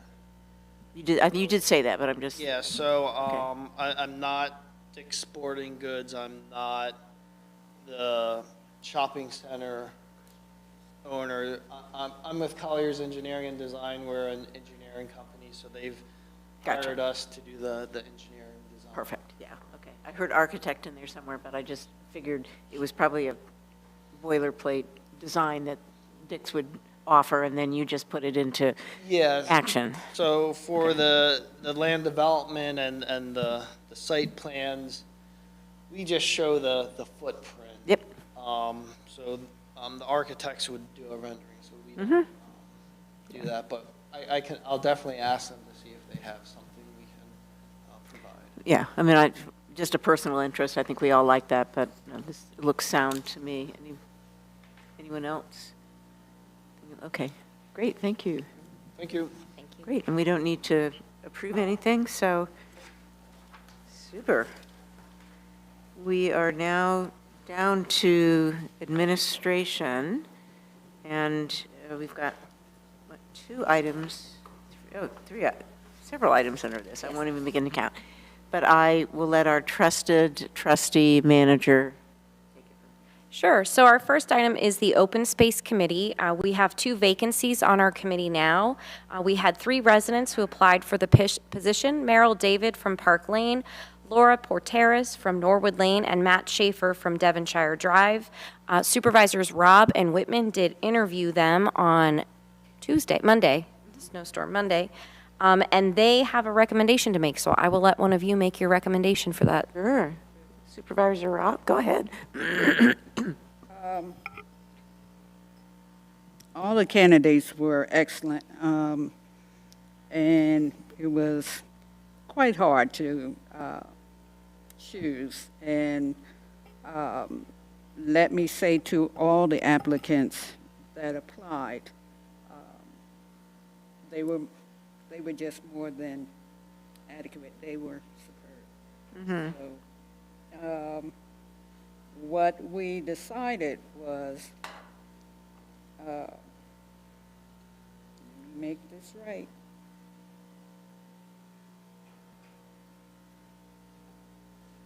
All right, Amy, help me here. Laura Tunis. Laura Porteras Porteras, for the term ending 2031. okay. And Matt Schaefer, Yep, his term is 2027. 2027. And we also want to thank Merrill Yeah. for her input, and we are going to do,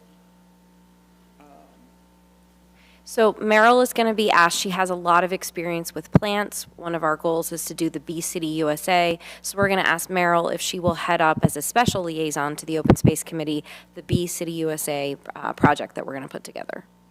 And my understanding is Supervisor Whitman already spoke with her, and she's interested in doing that. She's, The No Mo Made thing again? Yeah. What? It's not no. Is this the No Mo Made thing again?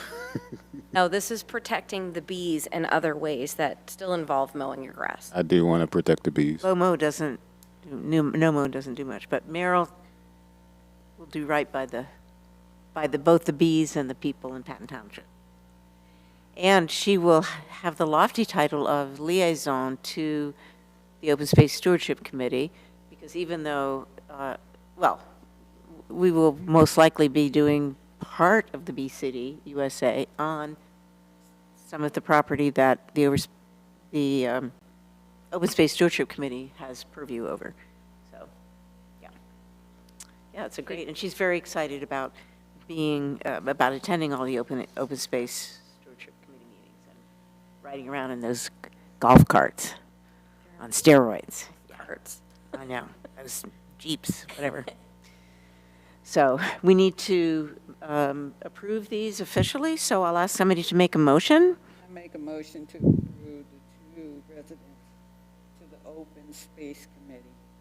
And do we have a second for that? I'll second. All righty, we have a motion and a second. Any further comments? Do you need to put the names of the people in the motion? Well, they were just, You could if you want. it was discussed, and yeah, but we could officially put them in motion. Laura, Call to amend the motion. okay, Laura Porturis, To the term ending December 31st, December 30 2031. 2031, and then Matt Schaefer for the term ending 2027. Yep. Okay, so we've got a motion and a second, and we've got the names. All those in favor signify by saying aye. Aye. Aye. Any opposed?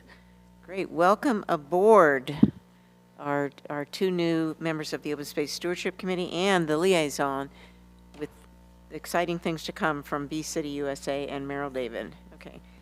We've got also the Recreational Advisory Committee appointment. So, Amy Farkas will take over. Yep. yeah, so Chad Joyce is resigning from our Recreation Advisory Committee due to a conflict with his work schedule. Clara Franklin currently serves as our rep to the Center Region Parks and Rec Authority Board, and she is interested in coming on to the Recreation Advisory Committee. That's a very compatible position, and typically that person does do both. So she's excited to do it, and I know the RAC is excited to have her join them. Okay. So again, we need a motion and a second from the board, and the name is Clara Franklin. Okay, I make a motion that Clara Franklin be appointed to the Recreation Advisory Committee for the term ending in December 31st, 2027. And do I hear a second? Second. All right, it's motion and second. All those in favor? Oh, any more discussion? Okay, if not, those in favor signify by saying aye. Aye. Aye. Okay, any nays? The ayes have it. Thank you very much and welcome aboard. I'm just delighted so many qualified people are applying to these positions. We now have a bit of a discussion on the merger of the COG Climate Action and Sustainability Committee and the Land Use and Infrastructure Committee, or LUCI. So I guess we'll have our manager discuss that. Well, I was going to say you could discuss that since you were at the committee. Absolutely. What I have in there is what I got from Pam Adams. I wasn't there. Okay, then I'm going to be the beneficiary of Pam's notes. So the LUCI and the CAS committee met jointly January 15th and elected Denny Haymeister as chair of the LUCI committee, myself as chair of the Climate Action Sustainability Committee.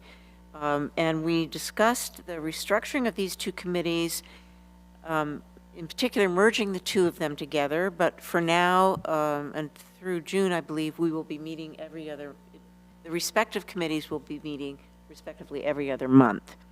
And there was a lot of agreement that we should, essentially remain focused on policy level and financial decisions. Participants supported the alignment between the two committees. There's a very strong overlap of issues that are being discussed, and frequently at our climate committee, we would reference action that was being taken at the LUCI committee and vice versa. And there are a couple of objectives of merging these two committees, not the least of which is to conserve on staff time.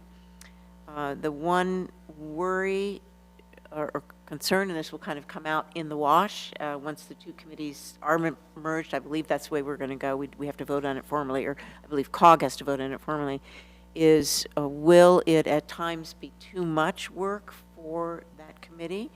And there are particularly times, I certainly know from experience in the Climate Action Committee, that committee had the responsibility of overseeing the contract for the waste management. That was a huge a huge project this past year, in no small part because so many things had changed, the cost of fuel, the availability of workers, which changed drastically during the COVID period. And we also, of course, as many people all know, I think, somewhat in a painful way, that we are not doing bulk waste pickup anymore, which was something everybody had gotten used to and everybody was kind of expecting. So anyway, that was a bit of a rabbit hole, but suffice it to say that perhaps this joint committee could handle it by committees within the committee, subcommittees within the committee, to handle any of these special energy, time-intensive projects as they come up. The recycling contract only comes up every 5 years, so, all right. Yep, so we were asked then to discuss this at our respective municipalities. I think I was actually the representative for both climate action and for Lucy, at least this year, but you were on Lucy's, Susan, last year, or 1 year? Yeah. I think, yeah. So I'll leave it to my colleagues to continue this discussion. If you have anything to say or any concerns. Who would be the chair of the merging of the two? Well, that's or has that been? Well, I think. Been thrown out. I think Denny and I would have to duke it out. No, I think if the committees were merged, and actually that's a very good question because there was talk about who was going to stay on that committee. We were going to have, like Ferguson maybe has one person on the climate and another person on the Lucy. Would both of those be part of the newly formed committee? Don't know. That might be part of what we're going to iron out. It's not an issue for Patton because I'm on both committees. Right. That's a very good question, but I'm assuming we would just have another vote. Yeah, I don't have any comments. The only comment I have to say is I think having talked to or heard this Pam Adams, who is the manager of now the COG Planning Department, and Ben Estelle, who also is managing the managers, that this would be really a benefit to many of the staff at COG. And in fact, we asked Pam Adams specifically how long it took to prep for a meeting. You know, it's a lot of time. And time saves money, so there you go. Any comments from the peanut gallery over there? I see you're... No, we're... Okay. Sidebar. Okay. Pay attention. Okay. All righty. We're trying to decide how you and Denny should duke it out. Yes. You thinking an arm wrestling? Arm wrestling. Yeah, that sounds good. I'll have to get my metal shanks there. Okay. Whatever they're called. Okay. So we did that part. Oh, now, CNET sponsorship of Spring Creek. Item for discussion only. No action is necessary. Right, good. So staff, you'll forward any comments? Yeah. Okay. I'll forward Pam's comment about committee representation in general and then who takes over the chair. I will not bring up the arm wrestling. Okay, perfect. All right. Up the shanks, though. Okay. Bring it up the shanks. Metal shanks. Good. Betsy, what are metal shanks? No, let's not. Yeah. So the next item we get to make a motion on, and I think Amy's going to take this, but it's pretty cool. Yeah, this is a pretty easy one. So CNET provides coverage of the Spring Creek Watershed Commission meetings on their channel. CNET. And typically what they do, because of their bylaws, they have to have their programming sponsored by a member. Spring Creek Watershed Commission is not a member. However, all the municipalities that are on CNET are members of Spring Creek Watershed Commission. So Cindy has asked us to sponsor two airings of two meetings this year. We won't specify when, but we'll just tell her that you guys are, if you guys vote for this, you're in support of it, and then she will make sure that they get on air. Is this, any questions from the board? I'm in support of 3. You're in support of what? Sponsoring 3. I should say there's no direct cost to this, right? It just goes into your annual allocation for your number of programming, and then when they do the dues, they do this on a rolling average. Okay, sure. It goes into that. And we've done this before. Yes. Okay, that's what I thought. So It looks it's already good if we sort of in say the three. budget. We sponsor the weather, too. That's not helping us get favorable weather, I might add. Yeah, we should have made that a condition. Okay. Super. So without any other questions? I'll make a motion that Patton Township sponsor the airing of 2 meetings of the Spring Creek Watershed Commission on CNET in 2026. Awesome. We have a second? Second. Okay, we got a motion and a second. Any further discussion? Question, Pardon? because I sit on the CNET board, should I not vote on this? I think you can. That's, Ken, you don't have a financial interest in that's a Smith. good question. Okay, just, Unless, is there something about that arrangement that we don't know about? no, I want to make sure. I want to make sure you're not getting any money from them? No. Okay, good. Then we're good to go. All those in favor signify by saying aye. Aye. Aye. Any opposed?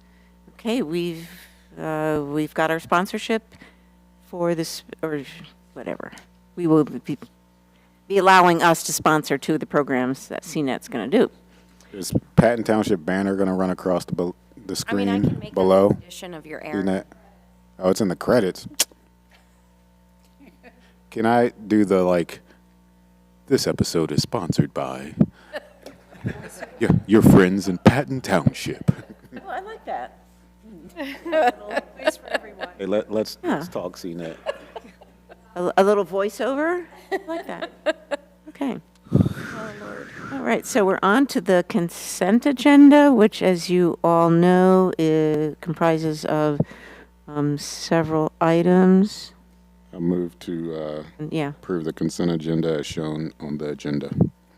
great. Anyone want to second that? Second. All right, we got a motion and a second. Anybody want to pull? No? So all those in favor signify by saying aye. Aye. Aye. Opposed? Oh, all right, we've got that one down. And we're on to the manager's report. So I just have a couple of things. First and foremost, I would like to give a huge set of thank you and shout out to our road crew, not you, Sutan. Our road crew was in and worked their butts off over, the 24, 48-hour period when the storm hit. They also humored me and made a video with me that Friday before to get residents to tell them to keep their cars off the streets. Road crew did a heck of a job. I've got nothing but compliments from residents. This is the biggest storm most of them have dealt with. We haven't had a storm this big in 6 or 7 years, so it was quite the feat. But they have done a tremendous job. Ryan did a tremendous job with them. They kept me informed throughout the entire storm period, so we knew what was going on. And again, just for Ryan's first storm, Eric Comfer, our road superintendent, his first storm, I am just so overjoyed at the work that they did. They worked so hard. Betsy made them treats, which they very much appreciated. I stocked them up with all the food I could find at Wegmans, too. So they appreciated the food, and they worked their butts off. So thank you to the road crew. Trial by fire. Oh, my gosh. That was, right. Amy, thank you, because, Chief, I saw that video. It was very informative to our residents, and I think it helped a great deal. So to all of you who were in the video, thank you, and thank you to our road crew.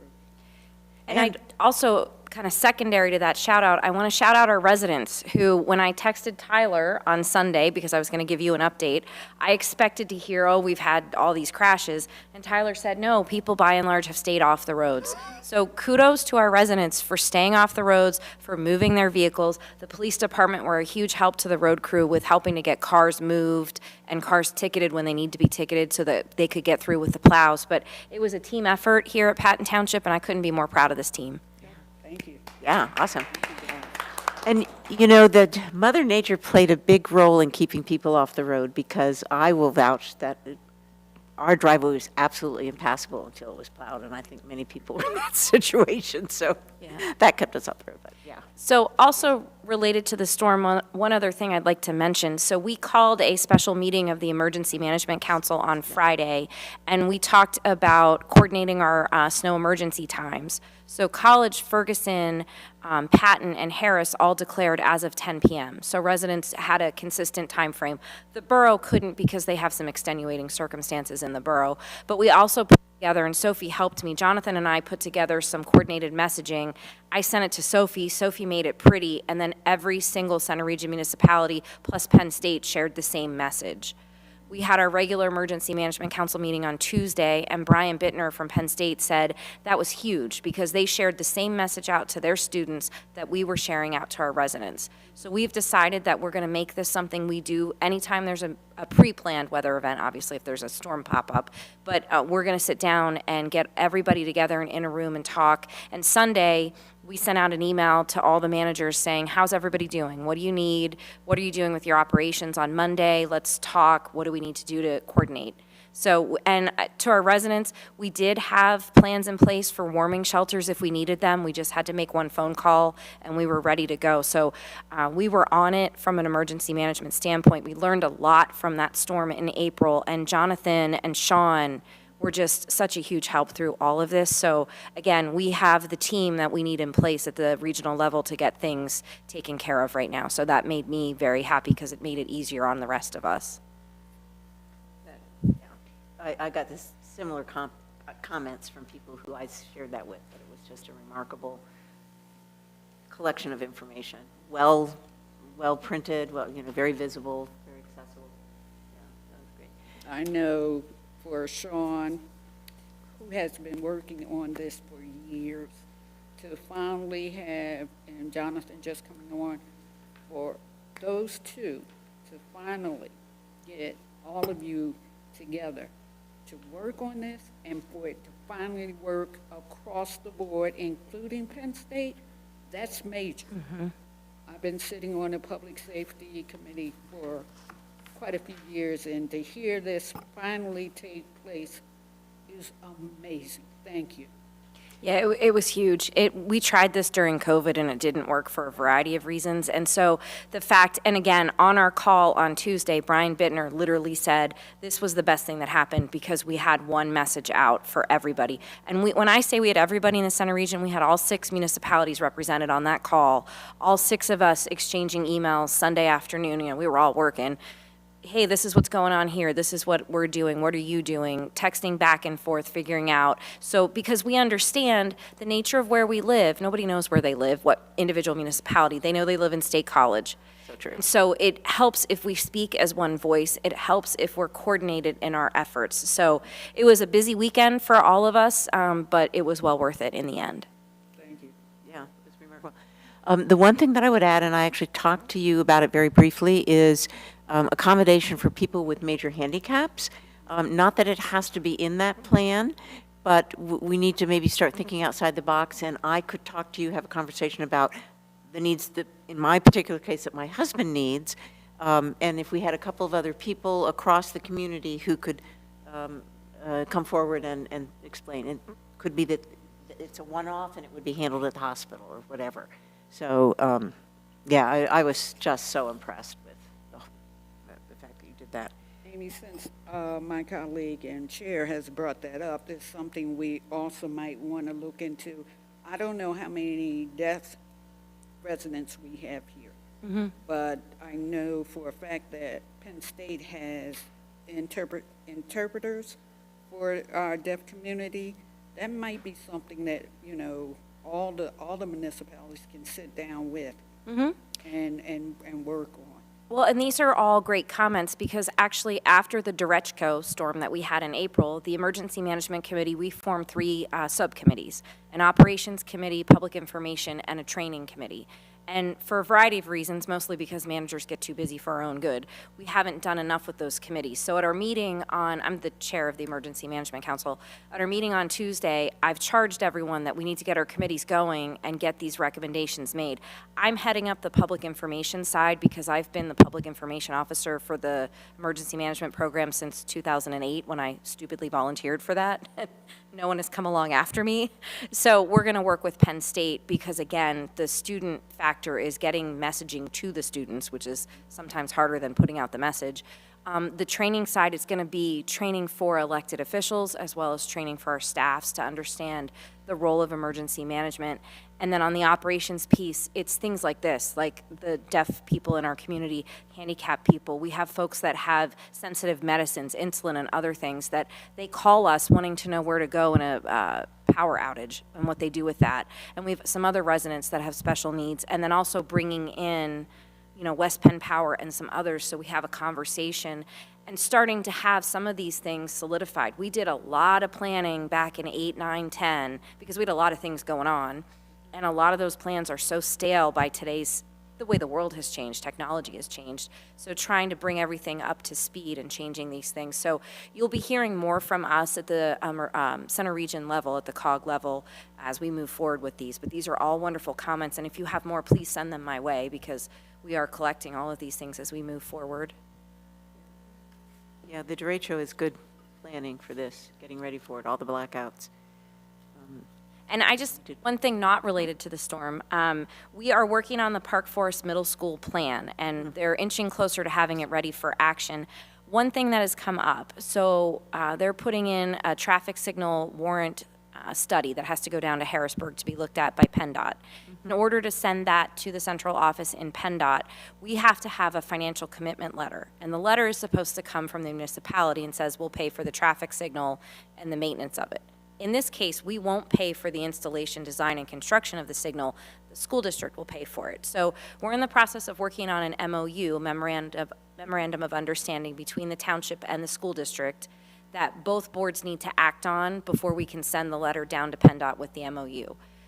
We have the draft MOU worked on from our side. Betsy sent back her comments today. We're going to get that to the school district. They'll get it on their meeting on February 2nd.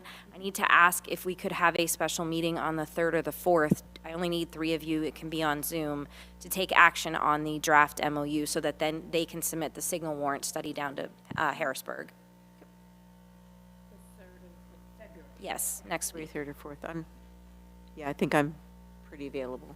And if it's easier for those of you that work, we could do it at lunchtime. It'll take, and not all of you have to be here, but it'll take 10 minutes.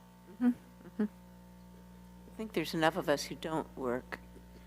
There might be 3 of us who, well, we don't get paid to work, let's put it that way. Anyway. Or we could do it first thing in the morning, if it's, whatever's easy on your schedule. Are you serving coffee? Lunch. Oh, it's going to be Zoom. Yeah. Lunch. Oh, okay. There you go. Wait, 7:30. what is this? We could do On a, Tuesday or Wednesday. oh, yeah, Tuesday would be best. In the morning. In the morning, what time is good for you? Early in the morning. Like 8 a.m.? 8 a.m. is fine. Okay, I will get that advertised for meeting. I'll just put some vacation time there. It should be, like I said, a 10-minute meeting. We'll send out everything to you ahead of time. Still can't double dip. Great. Stealing from What was the date on that, February? February 3rd at 8 a.m. Okay, thanks, Sos. Okay, we are now on to, do you have anything else? I do Ms. not, but Manager? I feel like Sutan might have a question for the manager. Oh, yeah, I do have a question for the manager. I've been getting a lot of reports from residents in actual different locations in our township about parking, and so individuals leaving cars and still in public areas, but in different communities in which they may not live, or a community member may have multiple cars that they just have, and it doesn't, the cars don't necessarily look that great. And anyway, a lot of residents are complaining about that and sort of like wondering, you know, what we as a township can do about that, especially since it seems like the different HOAs are kind of saying their cars on public roads, we can't do much, and our law enforcement can't do much either because it's on public roads. And so yeah, just wondering about that particular issue, which I know also happens in, you know, when I lived in Tofteries, you know, it's a problem out there as well. So just wondering if we can start having a conversation about how to mitigate that particular issue. Yeah. Yeah, we definitely, I know, we've looked at it a couple of times, and you're right, there's nothing law enforcement can do because those cars are legally parked on a public road. But we can definitely look into see what our options might be and present them to the board next month if you want. That would be great. I actually missed the first part of that. What kind of cars are these? People are just parking cars on a public street and leaving them there for a long period of time. So like, they may live at Penn State or something, parking their car, okay. It's gotcha, happening a that's couple different places in the township, and it's a problem because, again, we don't have a regulation that says you can't park for more than 24 hours, or you can't park overnight, or you can't park 2 to 6 or whatever. So we can bring some options to the February meeting, put our heads together collectively. I'm looking at Ryan as well. Oh, good, see? That's why we like Ryan. Okay, sounds good. So are we done with the manager's report? Anything chomping at the bit? We're on to reports from committees. Does anybody who heads up a committee have anything in particular they want to add to either their report, or if they didn't have a report, they wanted to say? I do want to remind people about spam and phishing in your emails, because I received an email and it was regarding like an issue for some particular committee, and I forgot which committees I was on. And I was like, oh, well, this is part of the committee I'm on. So I went to respond to that email. Fortunately, I didn't click on any links or give any